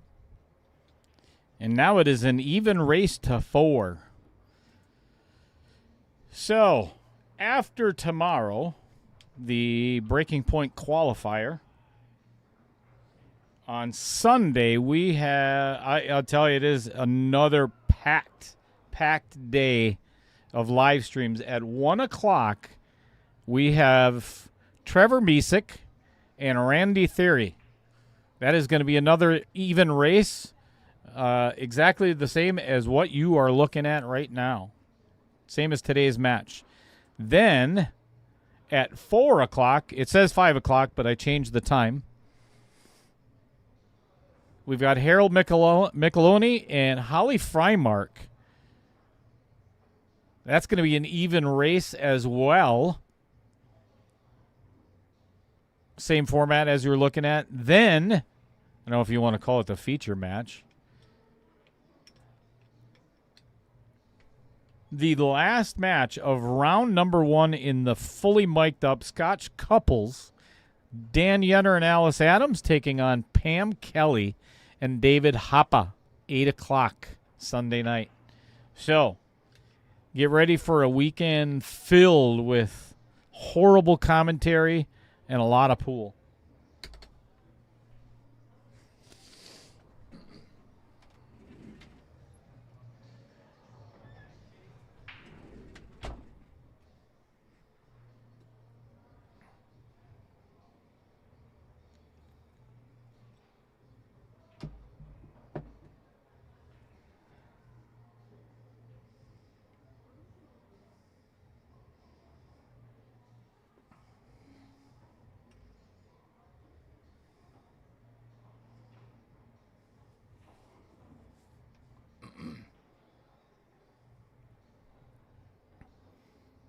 Yikes. Julie pocketing the object ball, but forgetting to control the white one and pocketing that in the corner. Man, I'll tell you what, I love seeing. There are so many people that are ordering from Brave Billiards, and that 10% of every sale that I'm getting is really working out well. Thanks, Brad and Dave Gillette. I think that's 10% of every sale in the U.S., I think, is whatever I think was in the contract.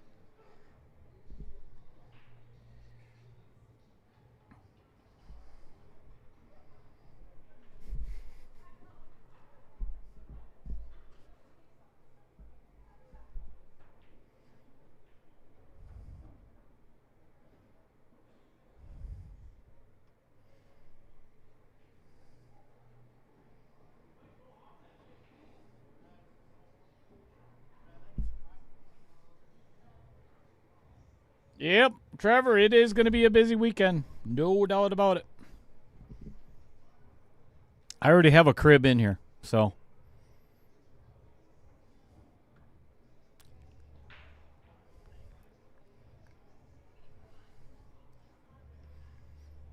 I just crawl inside of one of the drawers in my cabinet here, and I'm good.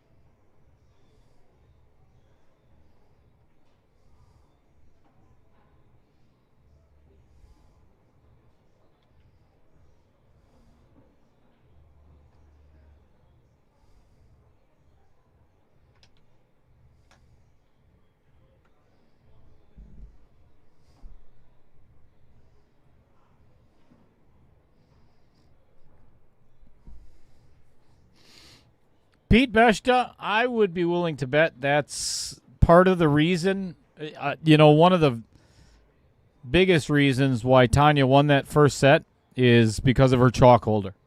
And I'm just throwing that out there. It's my professional observation. I think it aided in her victory.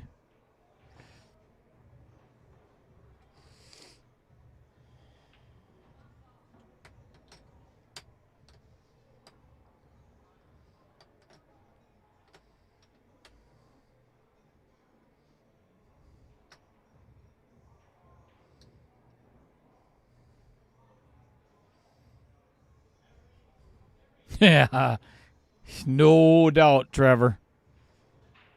Yeah, it doesn't. It makes a difference whether I'm there or not. She enjoys me not being there. Kidding. She knows I'm kidding.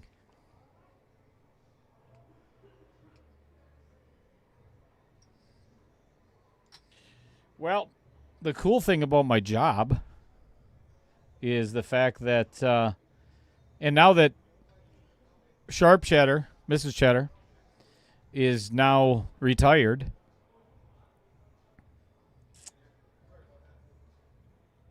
she gets to see it. We get to see each other all day long. Lucky girl. I mean, what a lucky girl.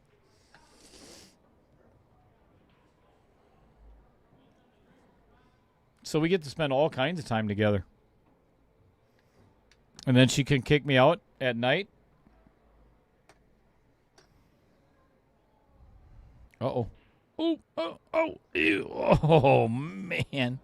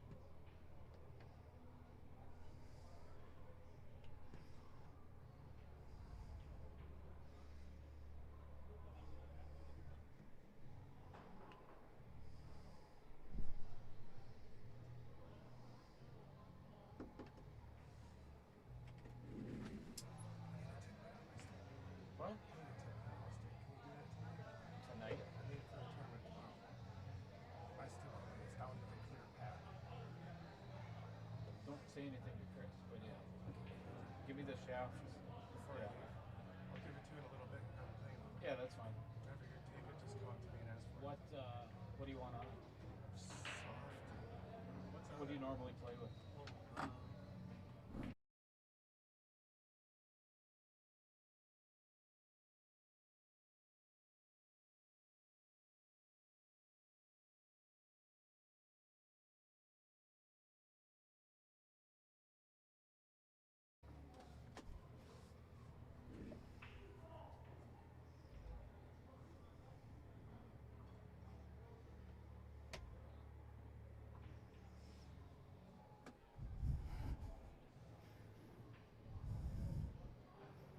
Nope.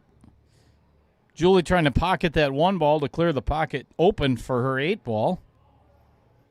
Unsuccessfully. So now it's a good opportunity. The ball is definitely in Tanya's court at the moment, but she's got some stuff to contend with over there with that 2-5-7. To answer your question, Randy Parlick, let me pull it up.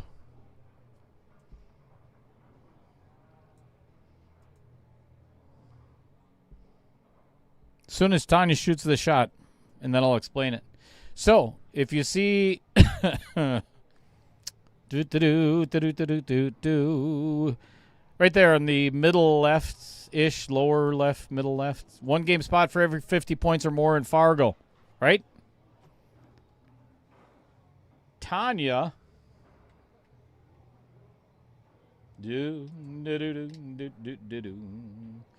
Tanya is a 355 Fargo, and Julie is a 425 Fargo. So there's a 70-point difference. So she gets 1 game, but it's not taken away from the lower Fargo. It is 1 game added to the higher Fargo. So that's why.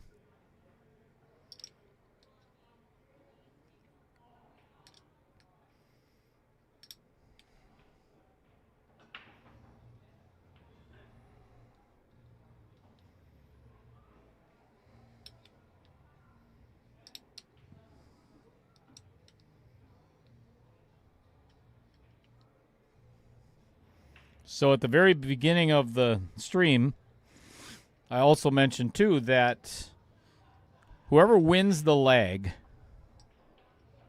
gets to pick which one of the first 2 sets that they get the 1 game spot. Excuse me. Good shot by Tanya.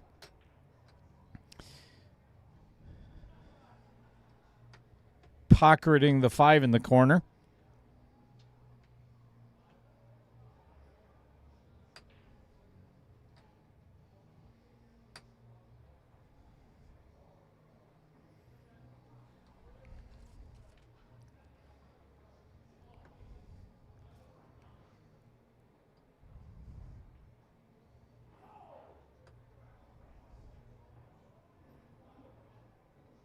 Good shot.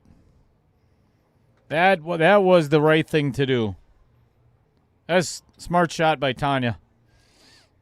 Play safe.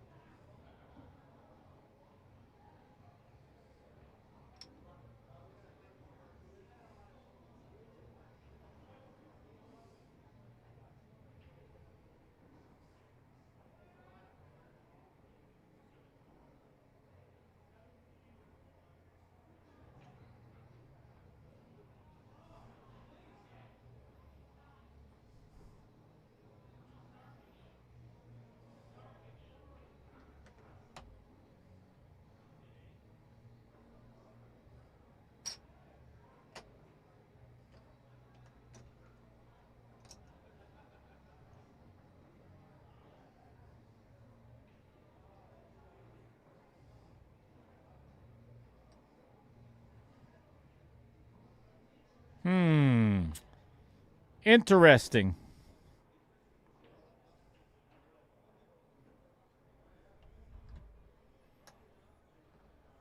Interesting question, Trevor.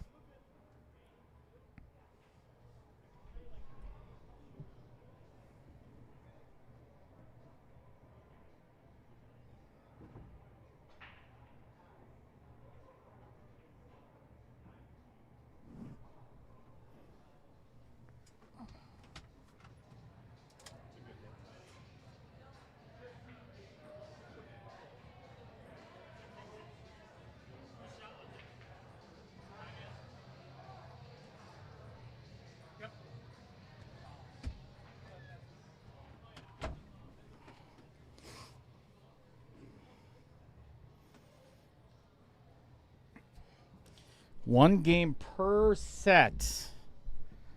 Man, make my life difficult. Could do it that way.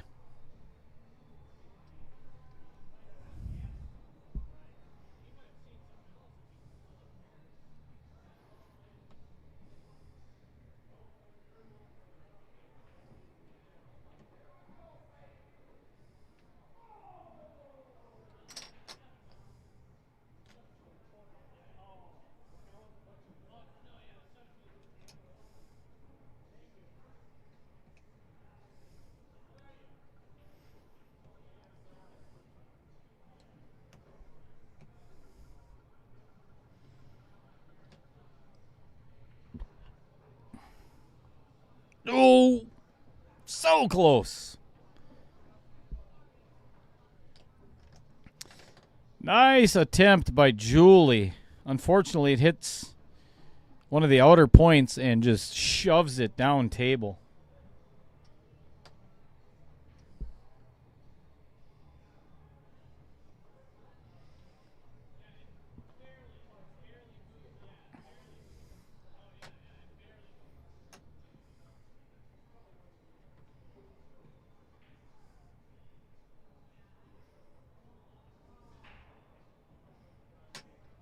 Uh-oh. I'll tell you what, that's not the worst miss by Tanya, though, because the 2 blocks the 8. She's going to have to get all the way back down to the bottom side or find a bank shot.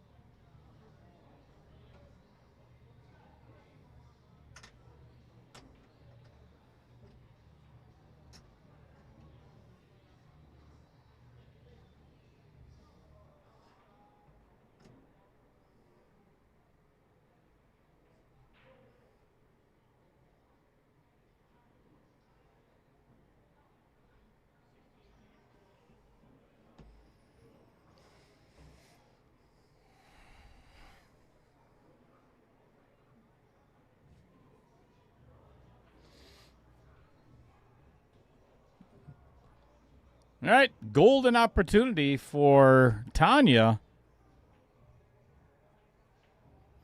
to win game number 1. Uh-oh. Uh-oh. That one got a little frisky. Looks like she's going to have to play the 7 in the side. Let the cue ball run down and play the 8 in the upper right-hand corner.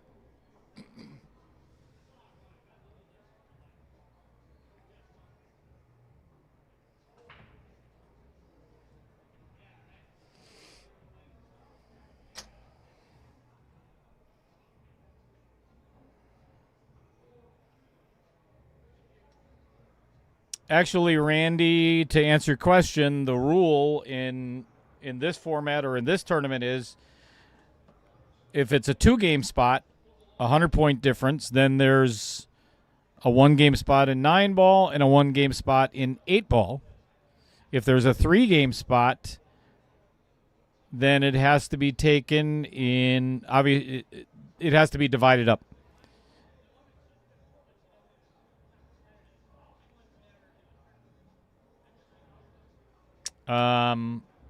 Cannot be put in the 10-ball because you may not make it to 10-ball. So it'd be 2 in 9-ball or 2 in 8-ball and 1 in the other.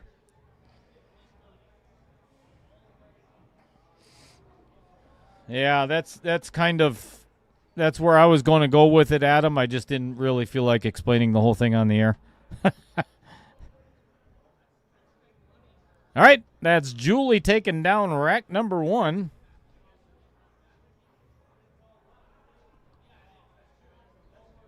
In set number 2.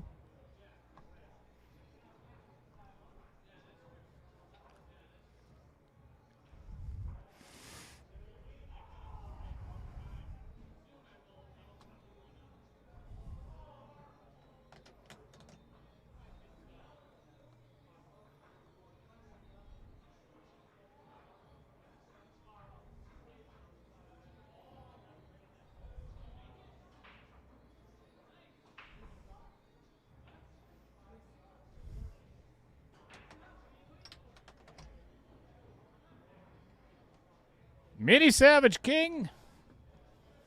Good evening. Good afternoon. I don't know what constitutes evening or afternoon. After 6 o'clock, does that make it evening?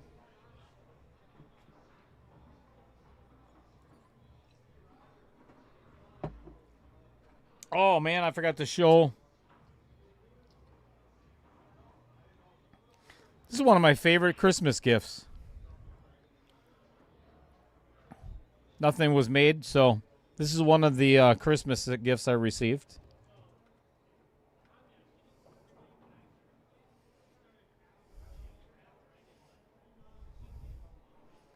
It's like a Jack-in-the-Box.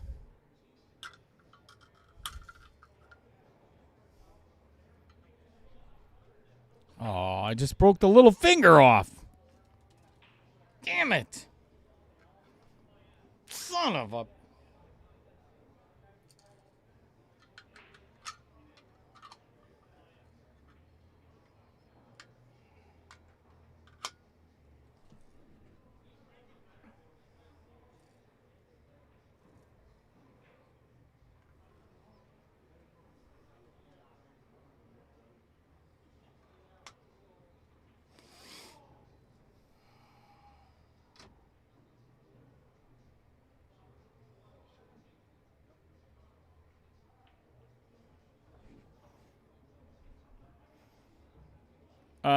Randy, it's the exact same event.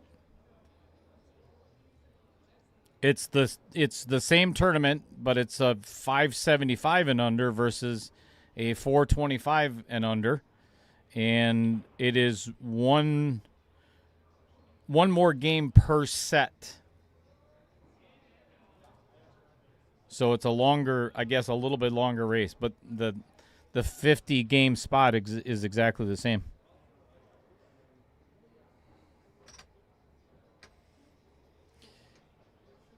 This is one of those situations where, too, and I understand everybody has their opinion, their ideas, and I love a lot of them, but I guess we're going to get into the conversation now. If you play in a tournament, if a 575 is playing, I guess, a 425, would that be 150, right? 150 point spread, that would be, they'd have to win that match. Or, I'm sorry, that set. Say it's a race to 6. They would have to win that set 6-2. A little much. My opinion, that's kind of hard to overcome. Just saying. What's up, T-Dog? Good evening to you as well.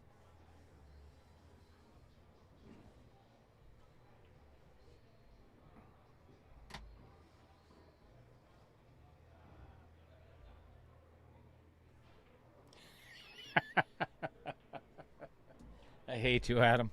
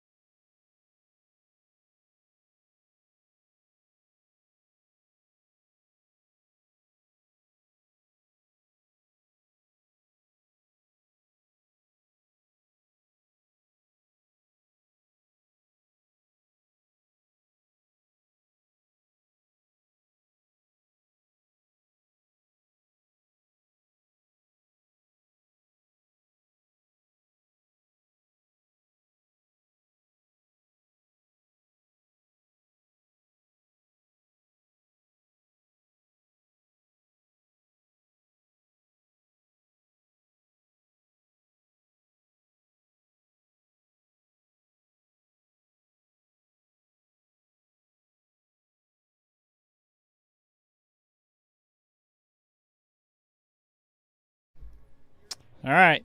Business to attend to.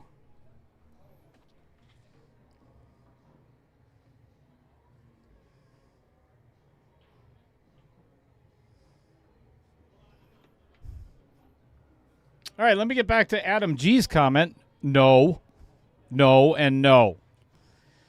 The Wheel of Destiny is permanently retired. It was fun while it lasted, but we've moved on.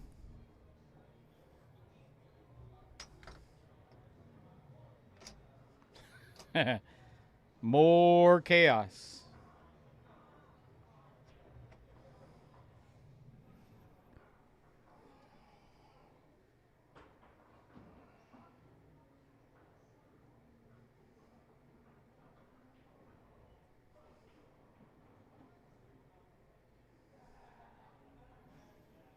Ooh, so close by Julie.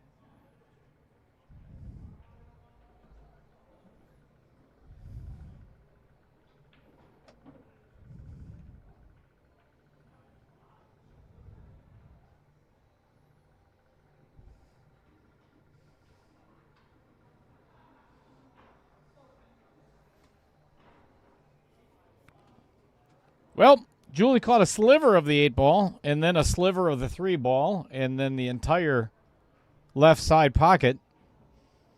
Obviously not what she wanted, but that's an opportunity for Tanya to take a 2-game lead.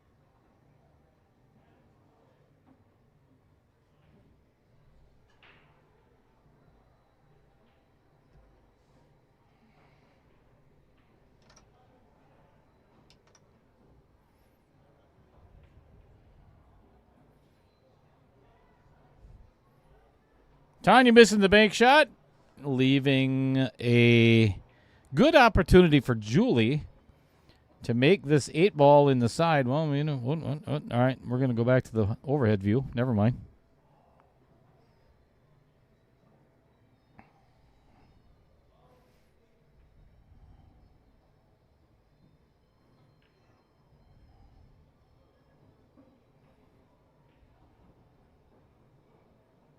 Hey!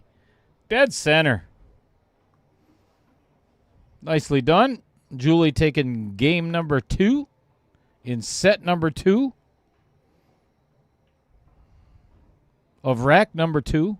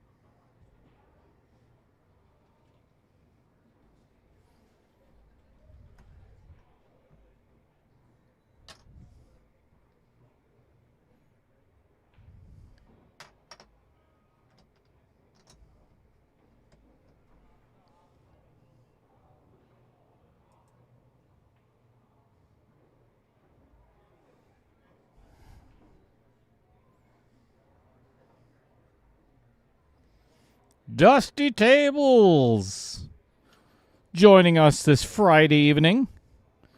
What's happening?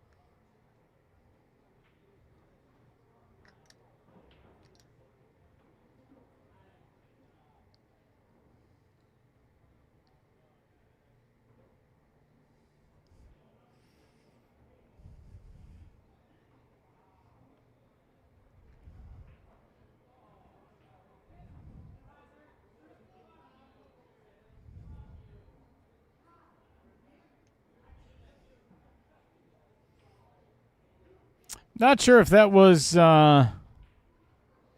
intentional or mishit.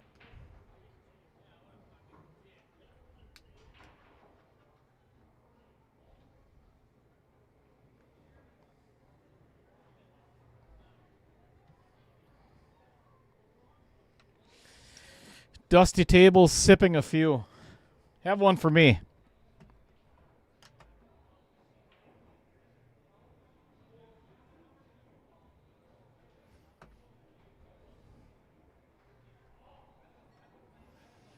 Looks like we are going to have a good showing, a big showing. For tonight's Friday night 8-ball. Dan Yenner, absolutely not. I would rather listen to the humming of the fan above my head and the sound of Roger Pregler's voice than having you on the microphone. No and no.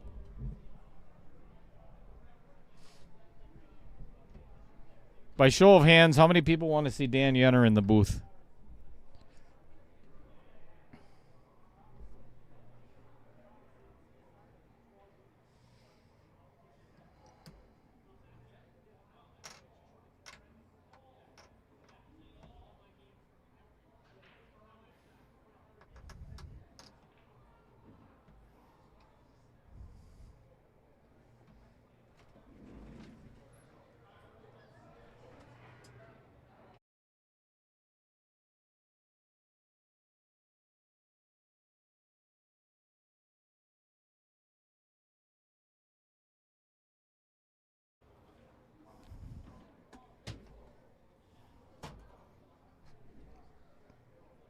Mike Bonnell, stop paying so close attention.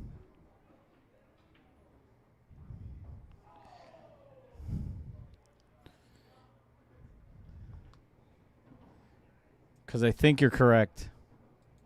I did mark it on the wrong one.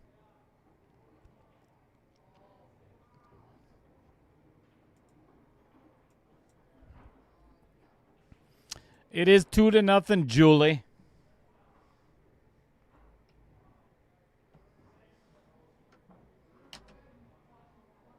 Kyle, put your hand down.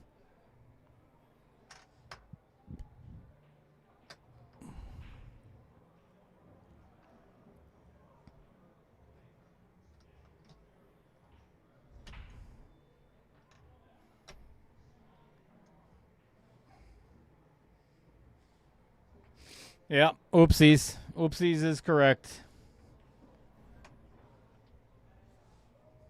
Too many distractions tonight.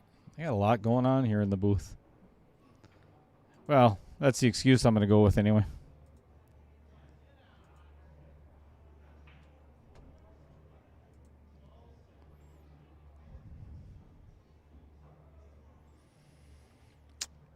Well, Julie is in dire straits with this 15 and 10 ball.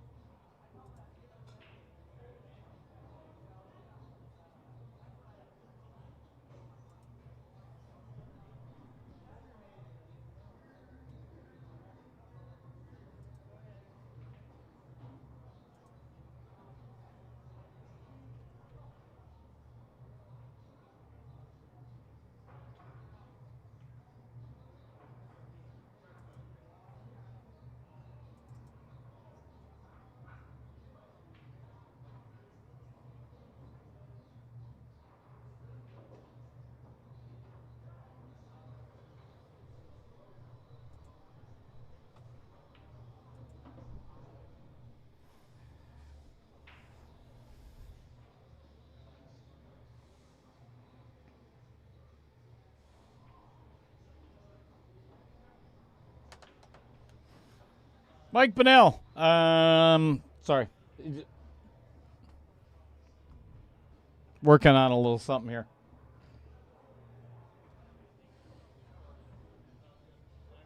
I'm not. I'm going to give this some thought. I think it's a good suggestion by Trevor's comment and Randy Parlick's comment. I'm going to see if does it make sense. Again, and this is my dilemma. At a 575, let's say we have a player at a max 575. So, given the races are 655, I believe. Let me look at the flyer. Yeah, 655. So, if a 575 is playing a 425, there's a 425 in the field, which is absolutely possible. That is a 150-point difference. So that would be 3 games, right? So now they're going to play 9-ball first. So basically it would end up being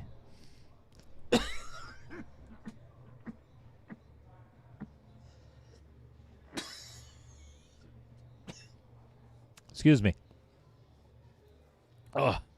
Bear with me a second.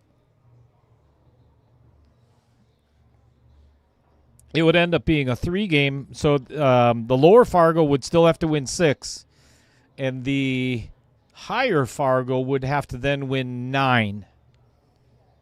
All right, so that would make the race 9-6, and then in 8-ball, it would end up being a race to 8-5. Okay, so now we're looking at the higher Fargo, 575, just in the first 2 sets, has to win 17 games. 17 games in just 2 sets. These matches, and if it does go to 10-ball, we're probably looking at 5, 6, 7 hour matches. That's one way of looking at it. I'm going to have to do some thinking on this one. Good thing we haven't released the flyer yet, or sign-ups have not been released. So I've done it on Outer Points Production since day one. I would be more than happy to listen to suggestions, or if anybody else has other ideas on how to make this doable, I guess would be. I want to make it fair for all the players. But man, that is a big spot and a long, long race. But if, again, it's a $265 entry, so now you're looking at, is it worth it for that if I shorten the hell out of the race in case something like that comes up? Or do you take it away from the lower Fargo? I don't know. I'm all ears.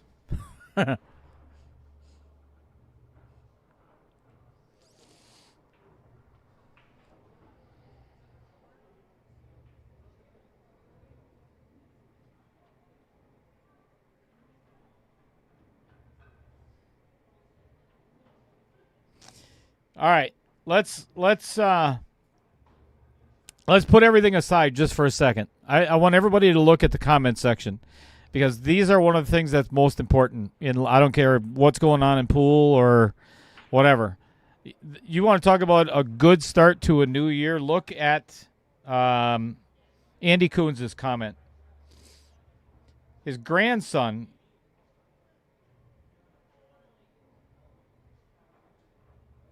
in the ICU,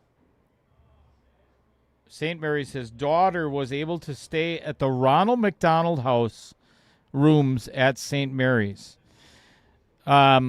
Taylor Collar, are you still watching right now?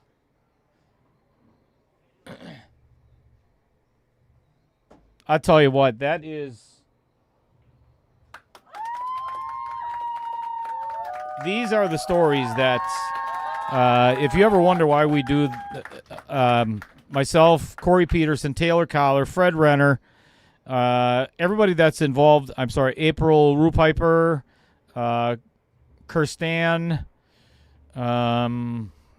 Tracy. I'm sorry, Lacey Rochelle, Torzeski, soon to be.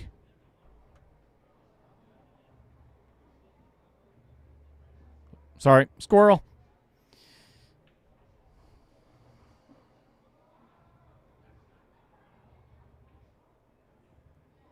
That's awesome.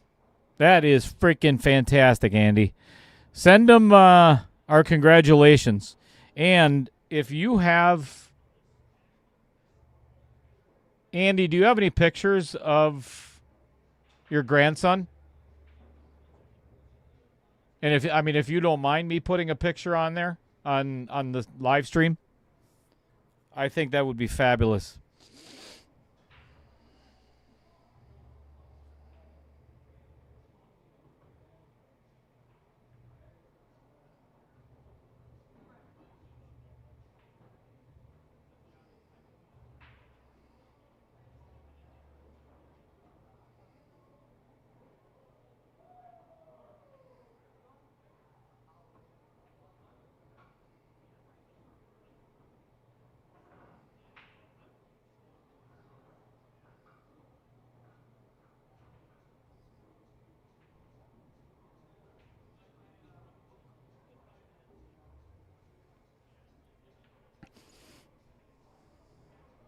Send me a picture and a private message if you don't mind, Andy. Let's see what this little feller looks like.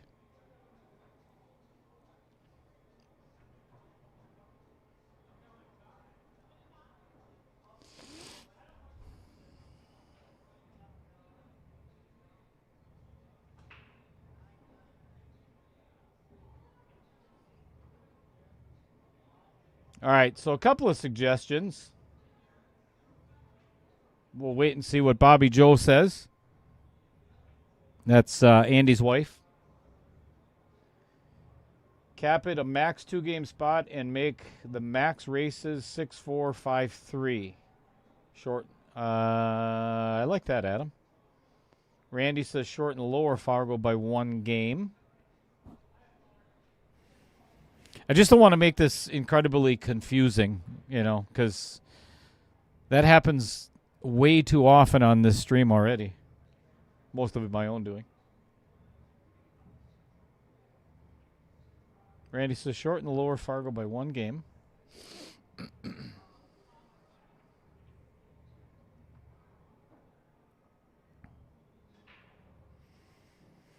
Yeah, that's the other thing. And I'll be honest with you, that's what I really want to do. Adam, is I don't want to handicap it. But the only way that I'm going to get to, because I'd love to give away a 10 grand for first place. I mean, make this a monumental pot. But if I didn't handicap it, that's never going to happen. And that's okay. I mean, that's totally fine. I would love to see. I'm not sure I would get 128 players anyway, but man, it'd be fun if we did.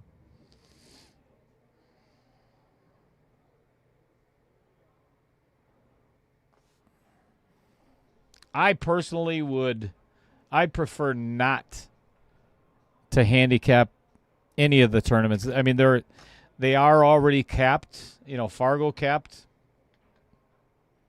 And this is the first one I've done this to. Ooh, boy. That did not hit anything. I think this is the first one I've done it to.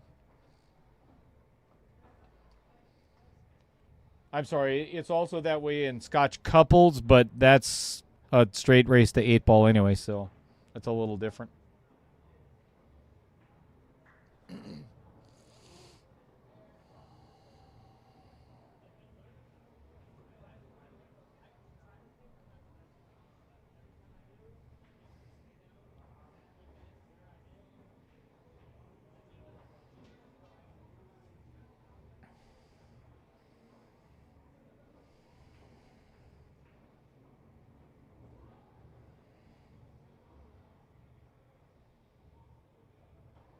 All right, opportunity for Tanya to get on the board in 8-ball.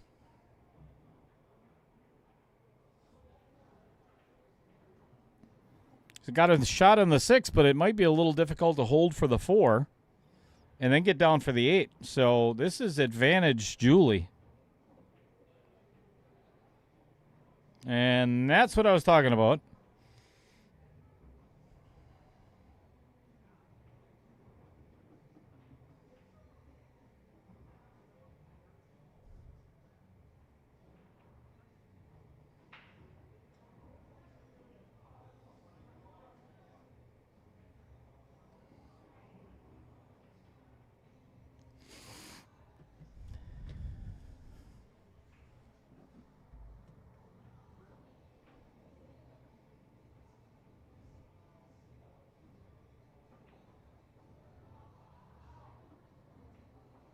All right, Andy, I got the picture.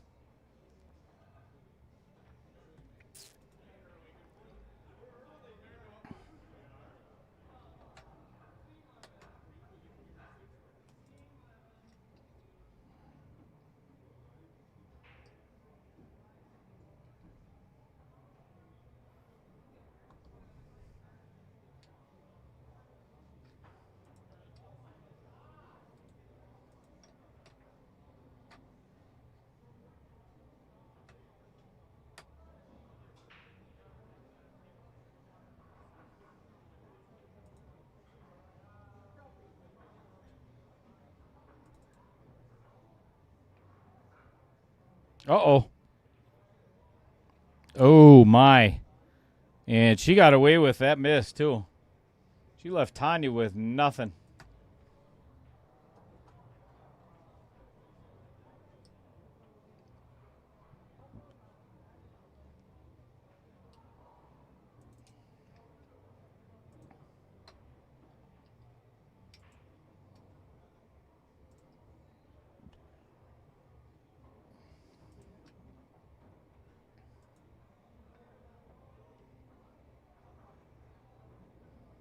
Good shot by Tanya.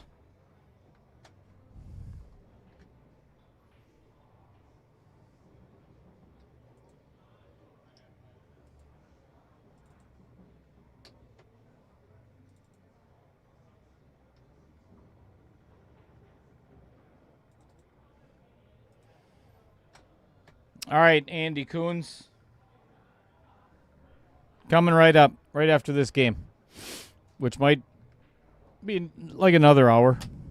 Just kidding. Just kidding. Maybe. We'll find out.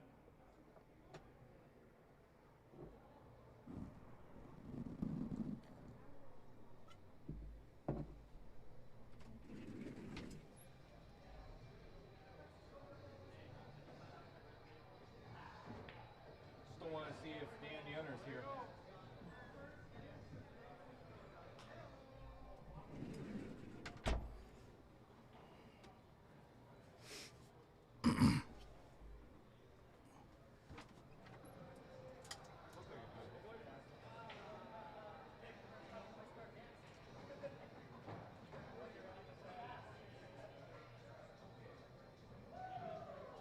Yeah, I'm just hiding from Dan Yunner.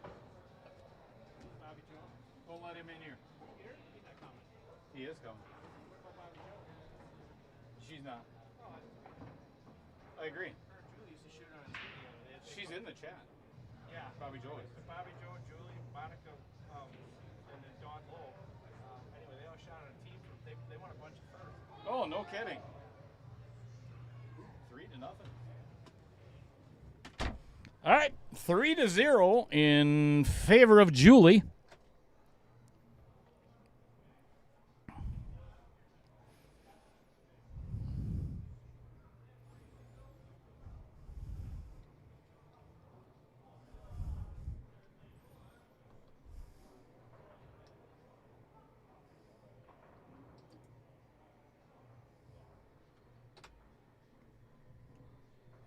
All right, here we go.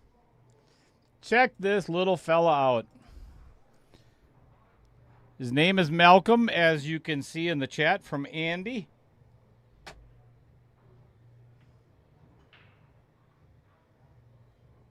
And reading Andy's messages here, after being born at 24 weeks at 1 pound, 14 ounces, he is now 9 pounds. That is friggin' awesome. That is fabulous. And he's got some good... He looks a lot like Trevor Simpson right now. Does anybody else see that resemblance? I mean, doesn't he? Never mind.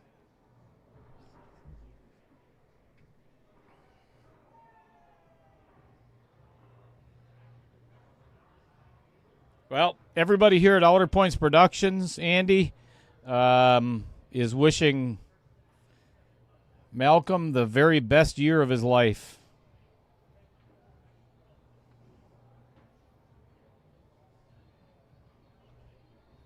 Thank you to Ronald McDonald House Charities.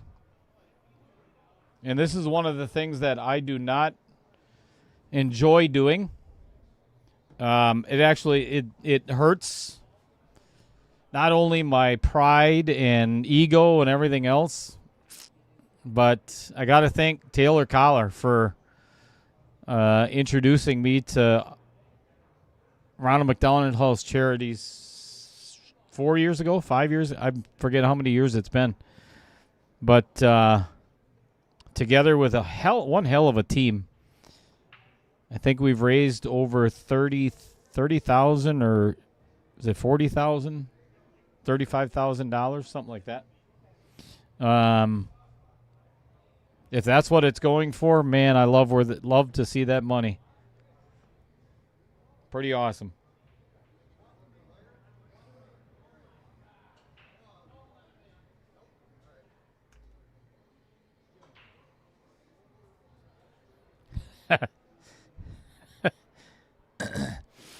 I'm assuming next week, Trevor.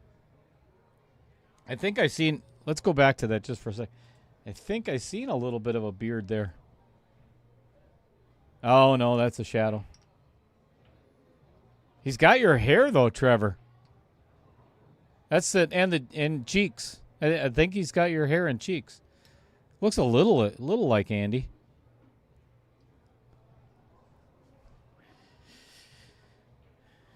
He can come in and commentate with me anytime.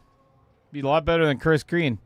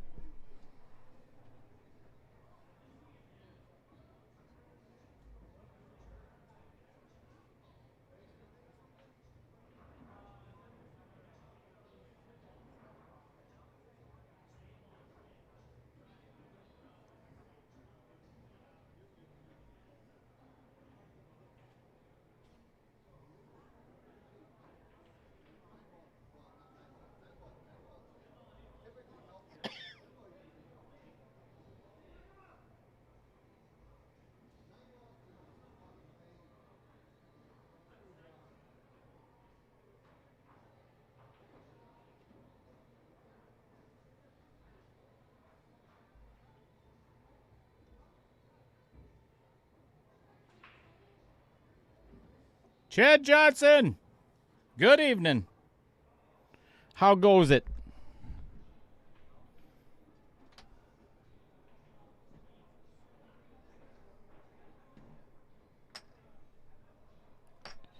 What's happening in your neck of the woods? Still snow covered and icy, I'm assuming.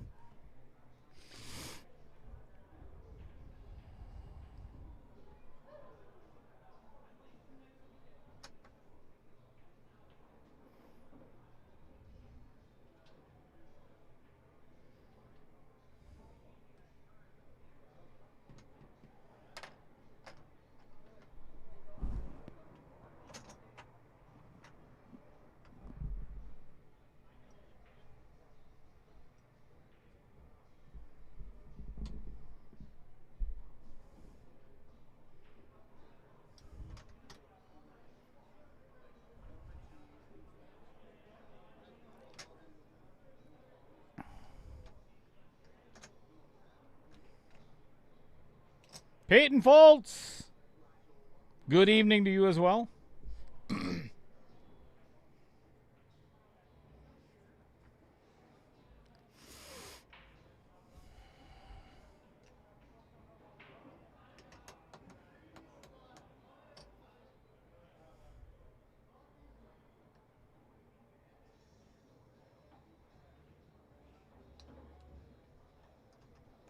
All right, looks like Tanya has accepted the fact that she's going to have to bank the 4.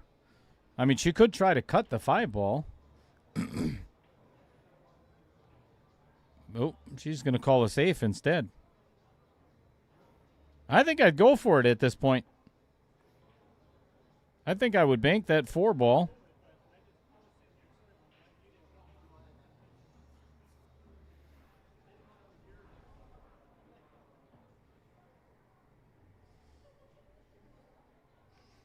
Happy New Year, Marilyn. How have your first 2 days of 2026 been?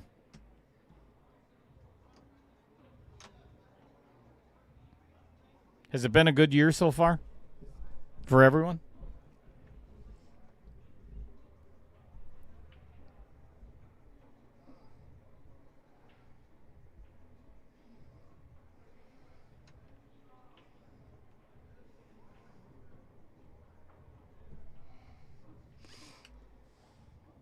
Chad Johnson said Alice Adams is playing John Mackey in the Jacoby Open.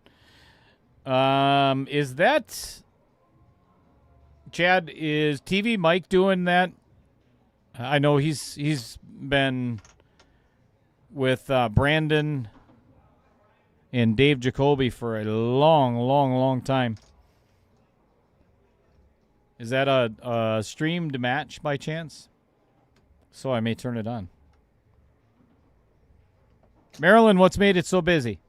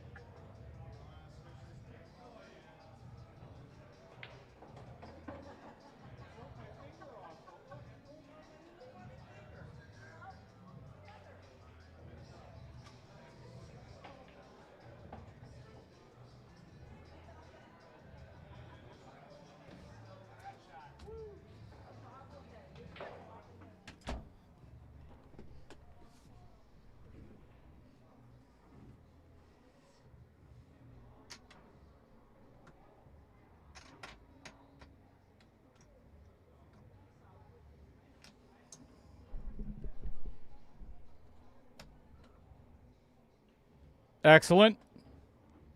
Thanks, Chad. And Chad. And Chad. I'll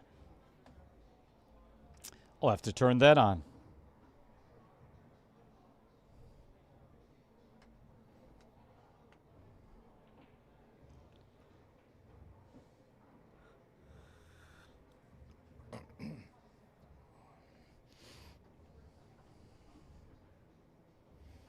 Hasn't John Mackey won that before, right? If I remember correctly. I've been to the Jacoby Open twice, and it always ends up falling on a weekend where I have something going on. Or that's the excuse I use.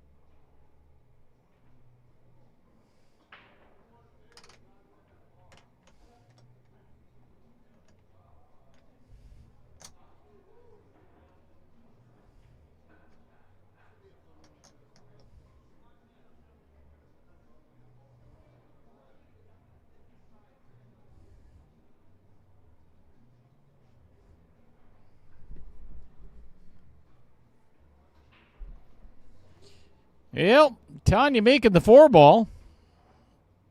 And then making it really hard for herself on the 5 ball.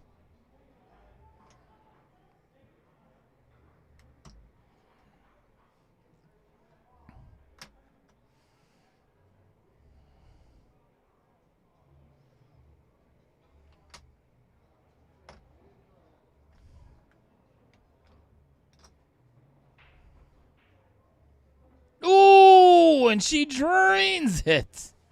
What a shot. Kicks it in the corner. What a shot.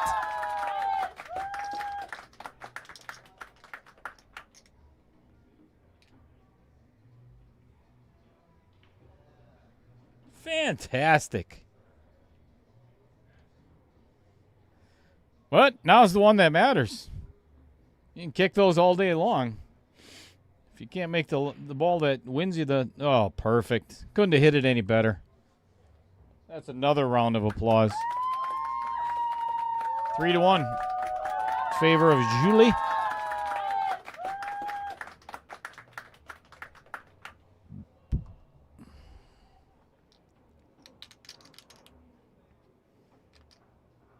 Again, Chris Green has never looked so good.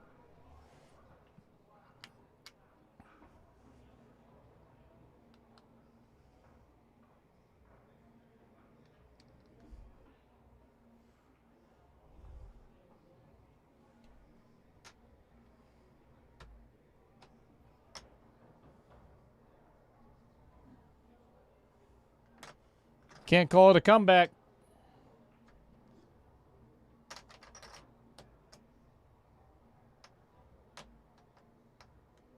Not just yet. I'd like to see a break and run here. Let's make it another hill set.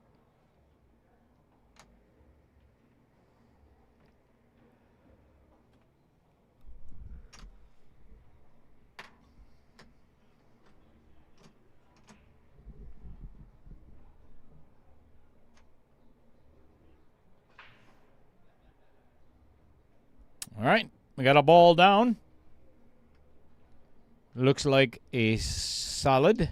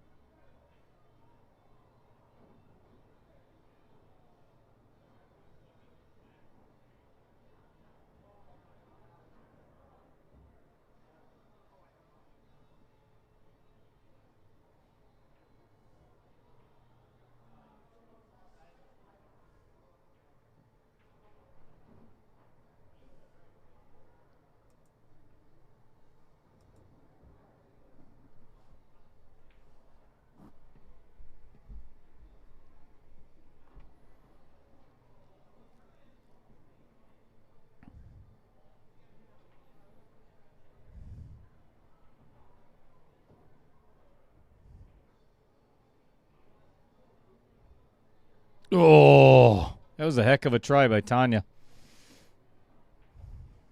I think we're going to settle in for a while because this might be a long game.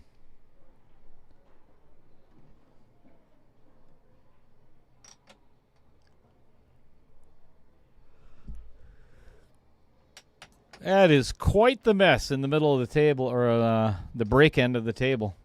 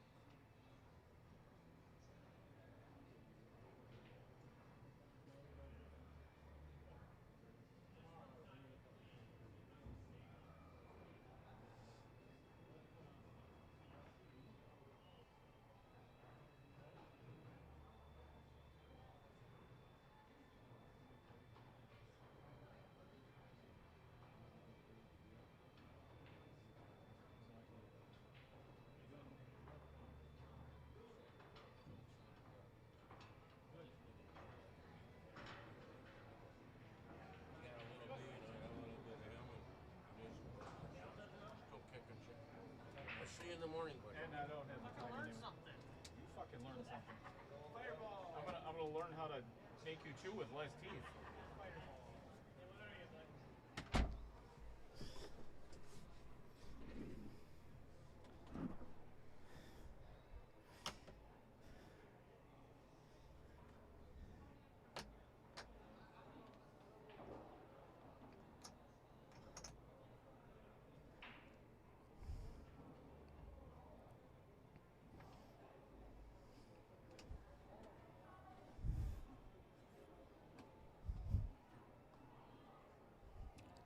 All kinds of fun today at the Varsity Club.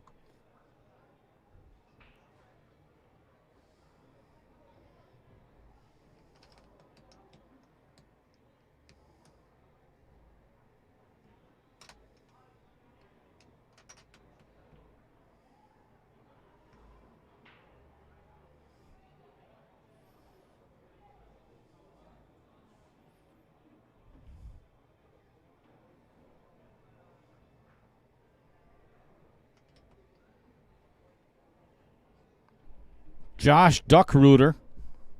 Not sure if all that's one word. Duckrooter. Saying, let's go, Julie.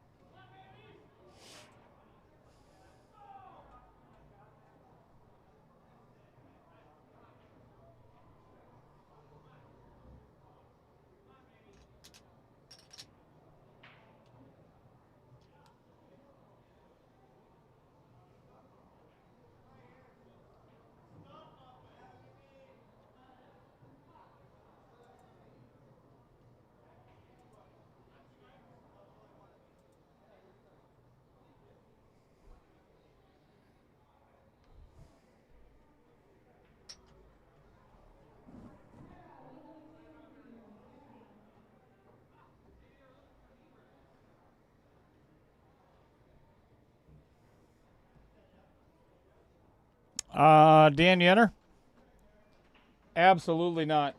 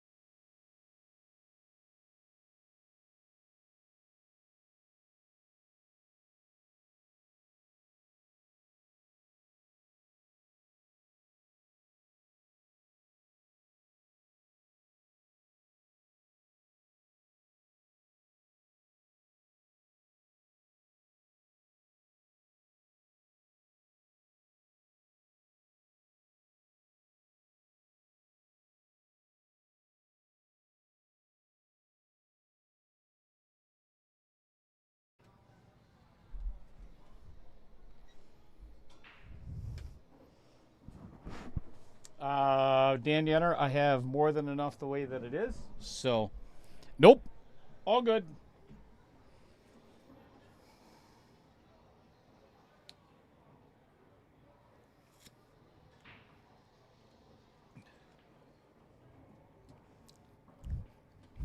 Plus, it's already warm enough in this booth.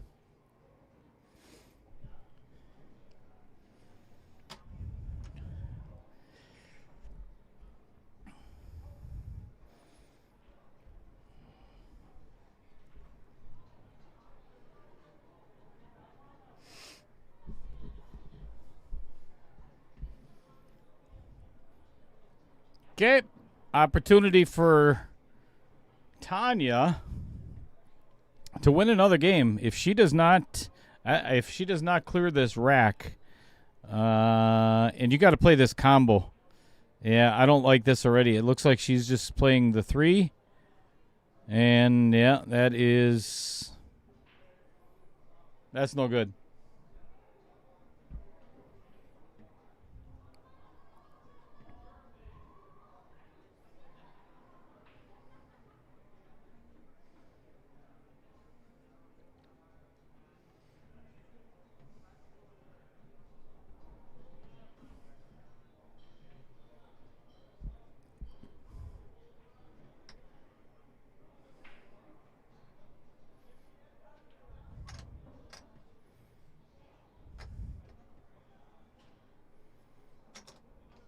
She's put herself in a bad situation here. Even a good hit, actually, yeah. Julie can see that 14 easily. So if she can pocket that, she definitely can win this set.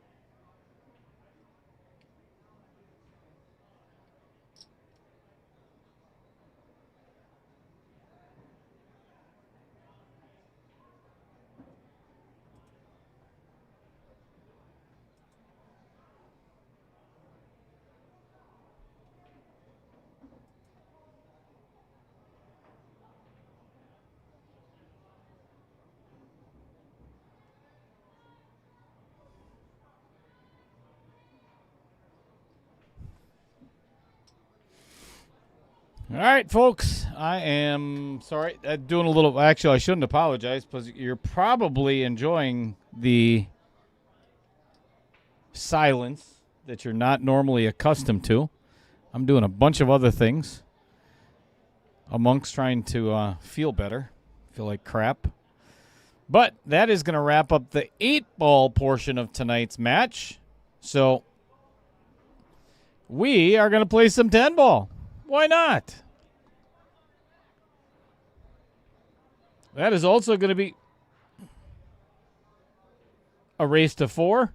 Players are going to take a little bit of a break. So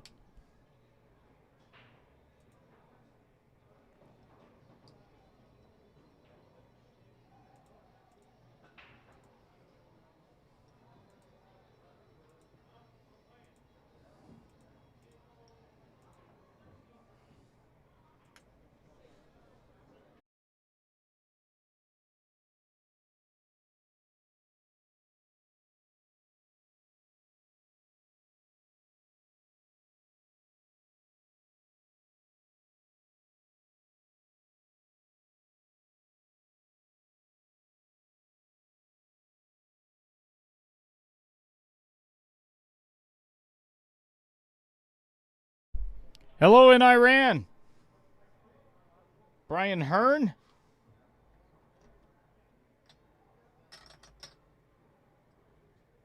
Thanks for tuning in.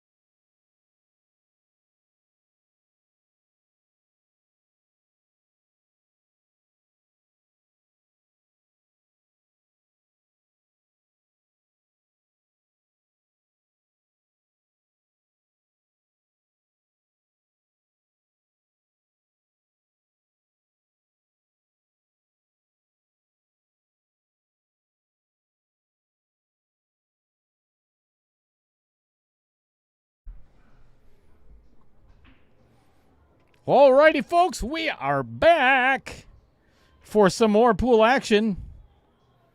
We're going to play some 10 ball.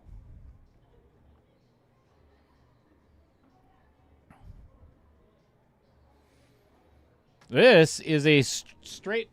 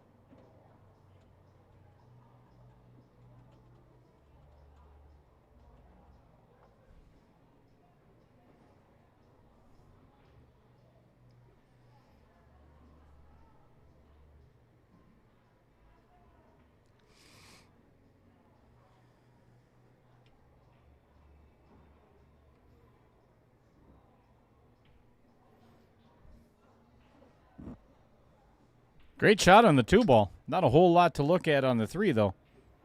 This could be a challenge.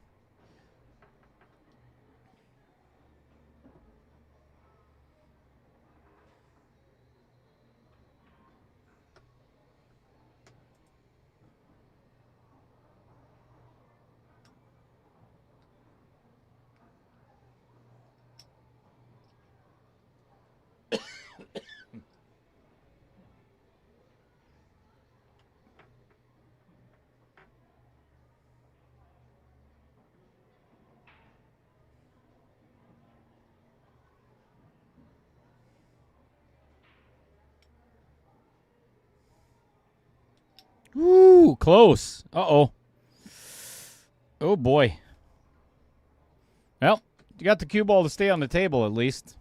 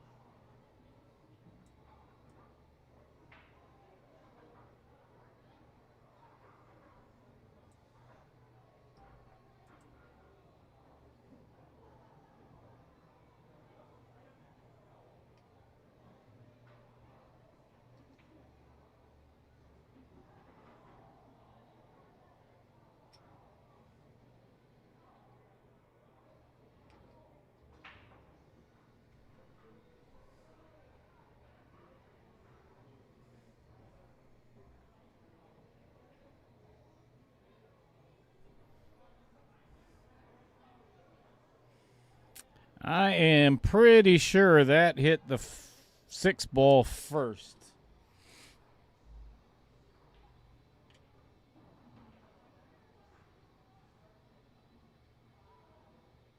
Yep.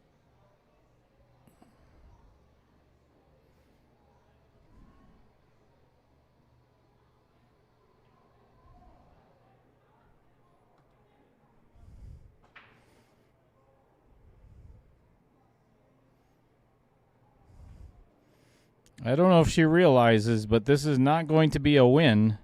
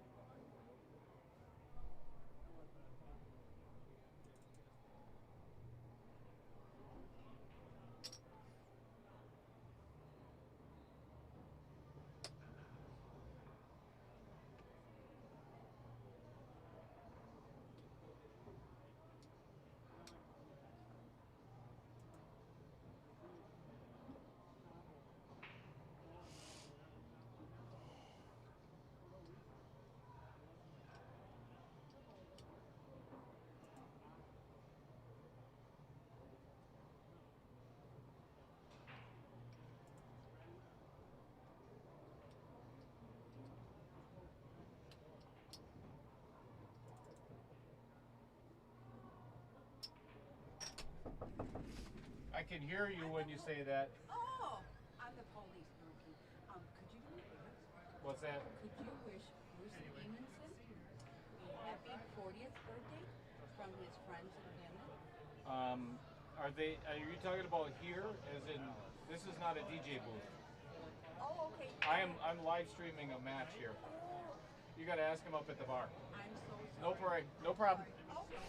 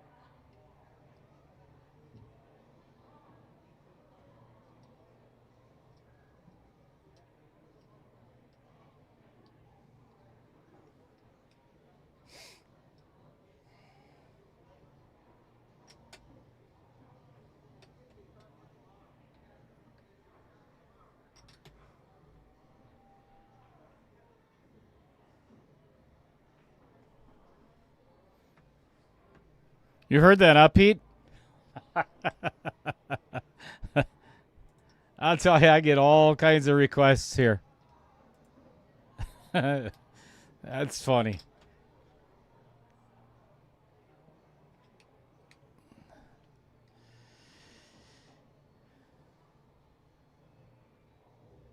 Yeah, she literally thought I was going to give a shout out to her husband. I think it was her husband. I forgot what she said.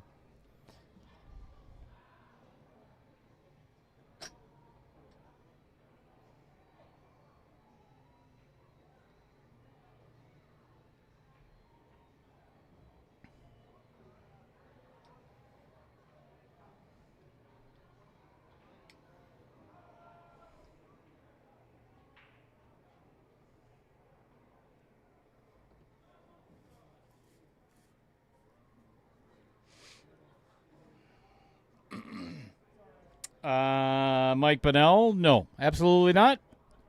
Not going to happen. I don't think the college crowd here would enjoy what I would play.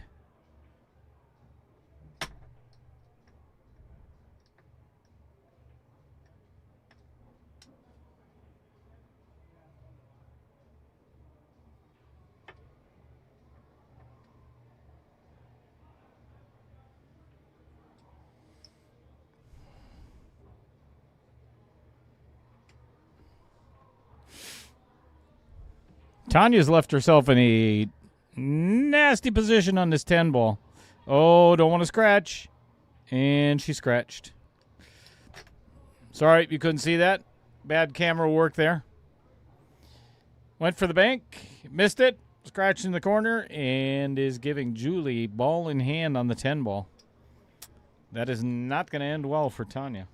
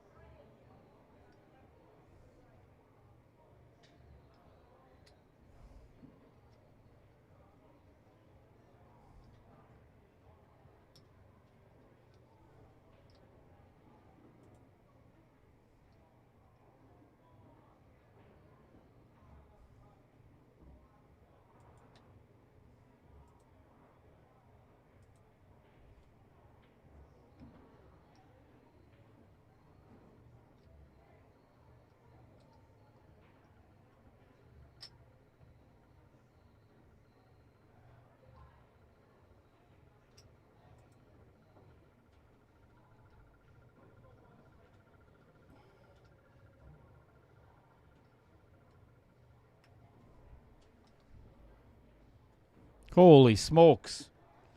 That one's, yikes.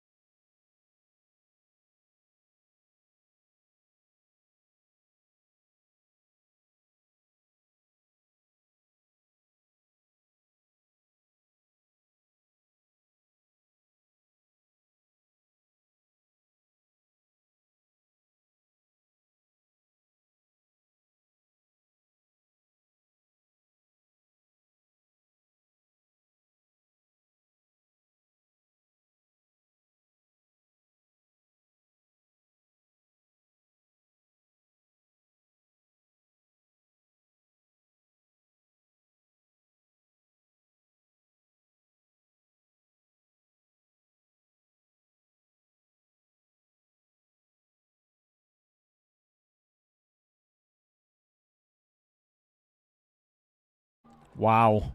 Wow. Just wow. Just wow. That's a bad roll for Tanya.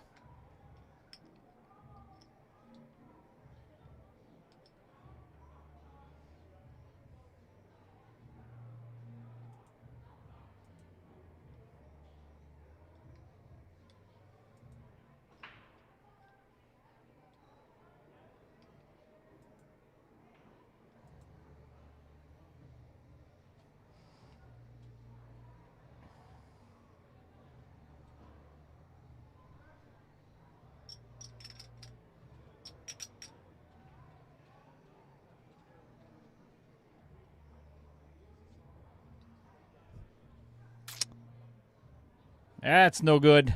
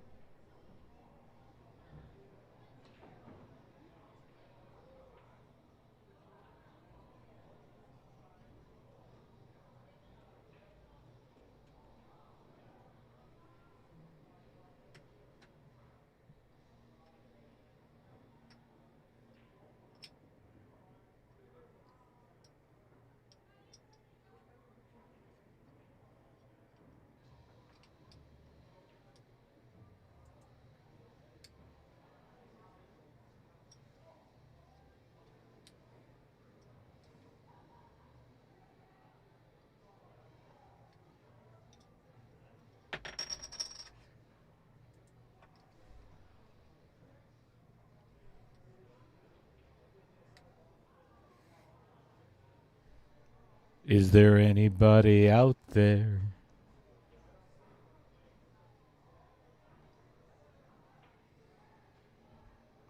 Is there anybody out there?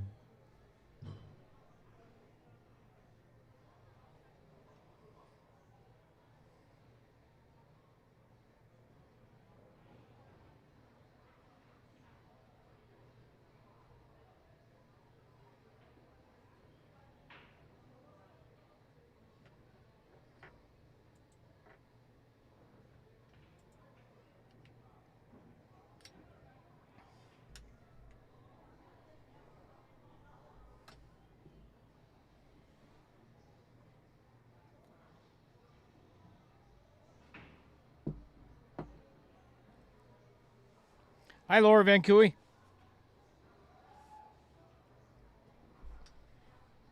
Mark Bell is still alive.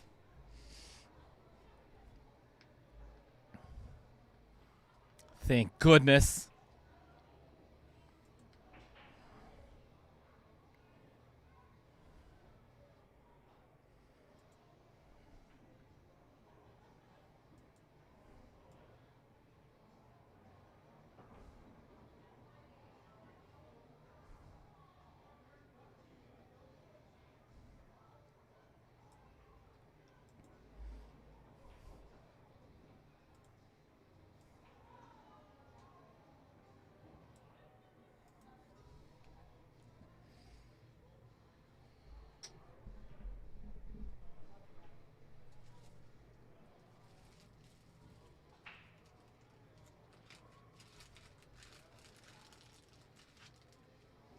I am still here, but not all there.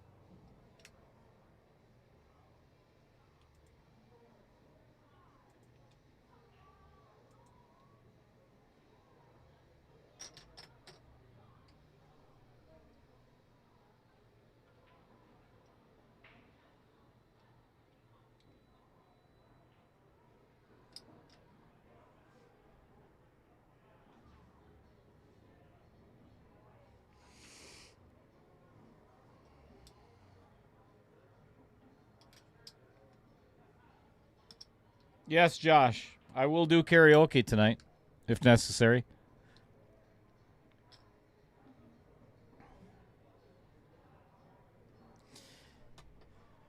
My apologies for the lack of commentary. Some may be enjoying that.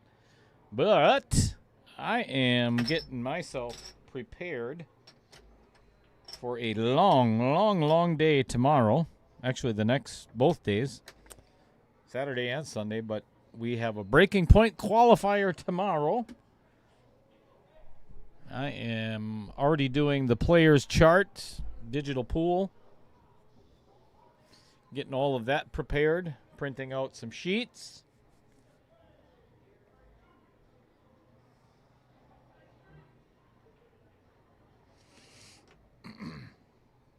Trevor Simpson, you are correct. If this does end up being 3-3 in this set, then we're going to go to a shootout. which is 3 shots each at a spotted 10 ball. And that is not the rare species of the 10 ball, the spotted 10 ball.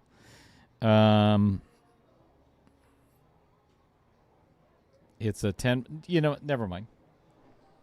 It's almost extinct, the spotted 10 ball. It's only seen in the wilderness of Oshkosh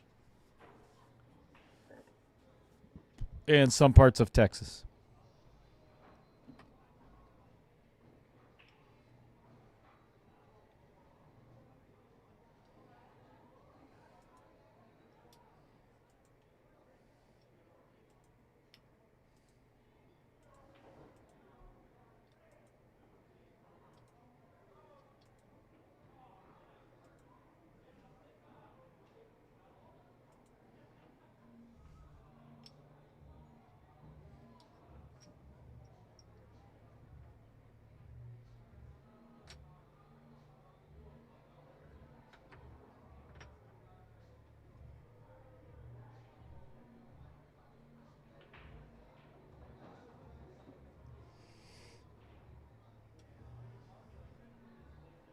Dave Dolly, how you doing, my friend?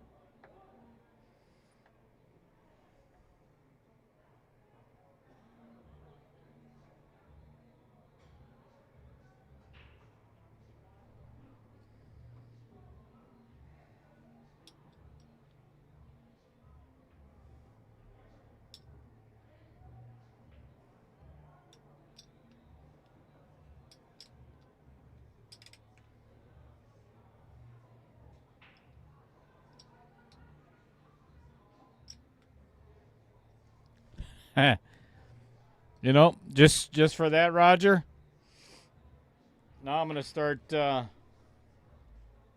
mind. I'm not. I lied.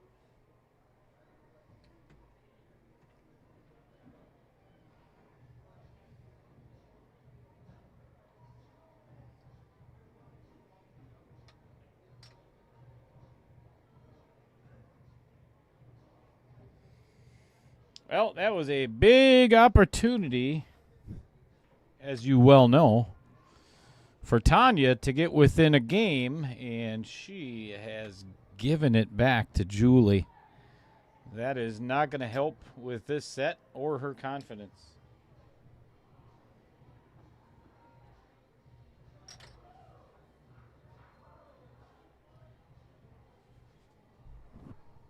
ACC APAR. Agreed. I don't believe that they do either. But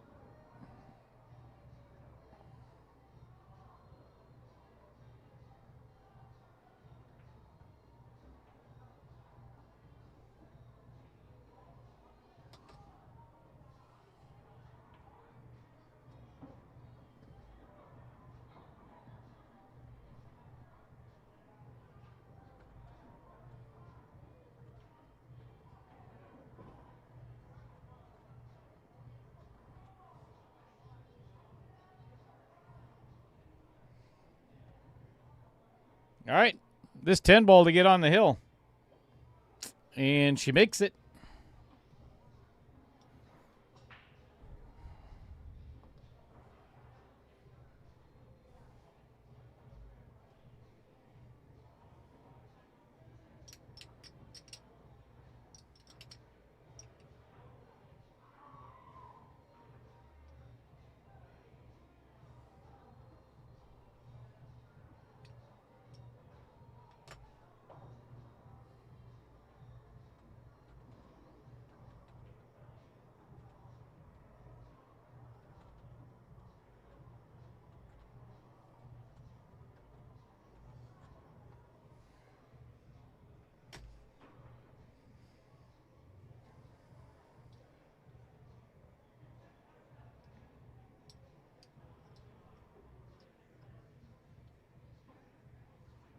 Correct.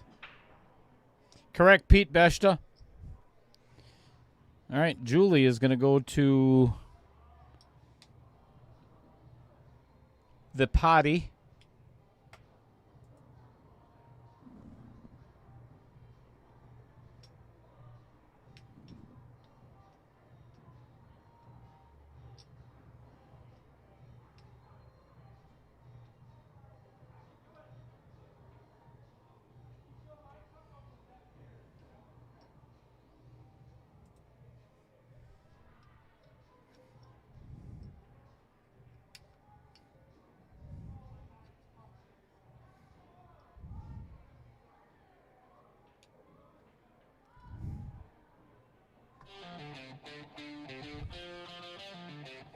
There he is, Dylan. Get him, get him. Nice chunky Lake Michigan coho salmon.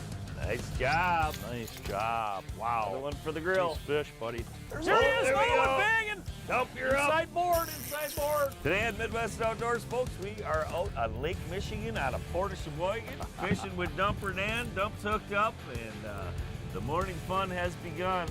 But it's been a good morning Yep, so far. there we go, another 3 in one. a row. What do you got there, Greg?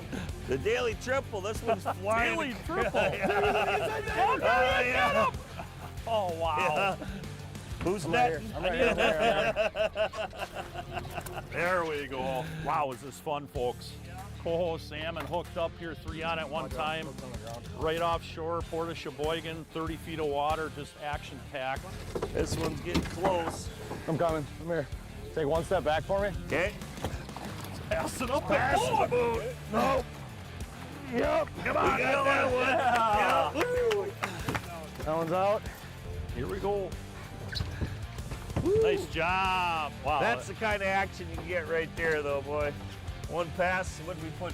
We had triple and Yep. fish right before it, so Yep. we went 4 for 4 right Yep. there. That's pretty exciting. just coming into the pass right in here in the Port of Sheboygan, right outside the harbor. You can see the mud water goes to the green water, out to the clear water. There's a ton of bait fish in here right now, and that's why these coho are in here. They're on a feeding frenzy. That coho bite basically starts your season every year, It right? does, and It's the month of May is the time to be here for them fish. I mean, the whole entire month of May is just fantastic for coho salmon. And the last 5 or 6 years, Greg, with the mild winters we had, lack of snow, warmer temperatures, these fish are coming earlier every year. So you want to be out here definitely the whole month of May. Sideboard.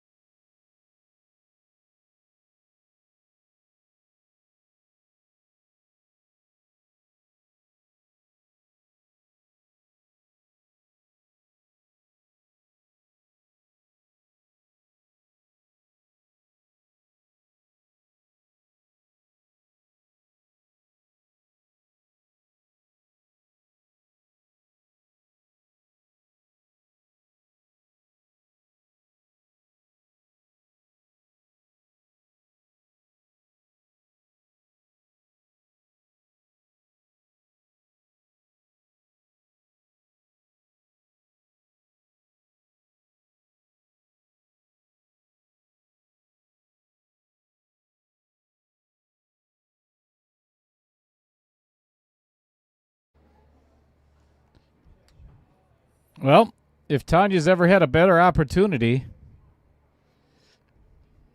Whoop. Oh, excuse me. Pardon me. Move the camera back. Doesn't get, oh boy. And there's the commentator's curse.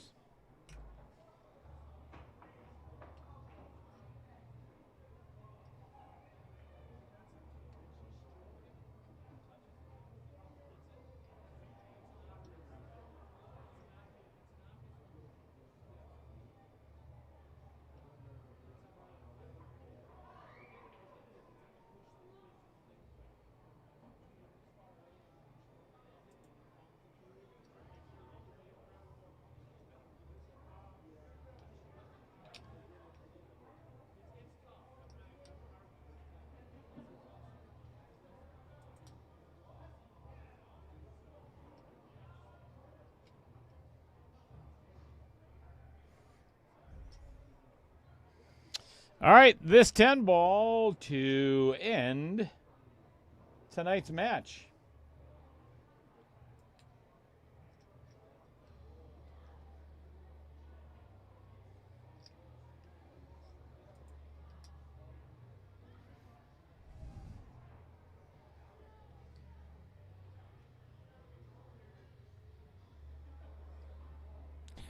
Yes, I did, Trevor. As long as that stays out of the side pocket, we are all done. That's going to do it, folks.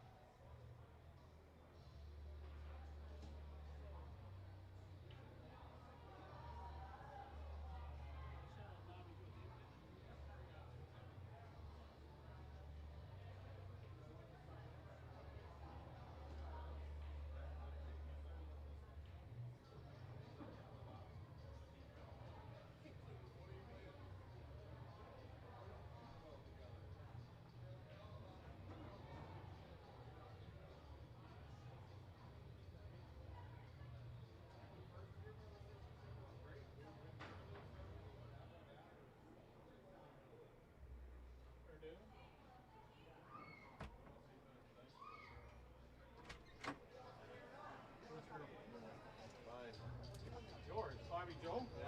I'm always nice to her.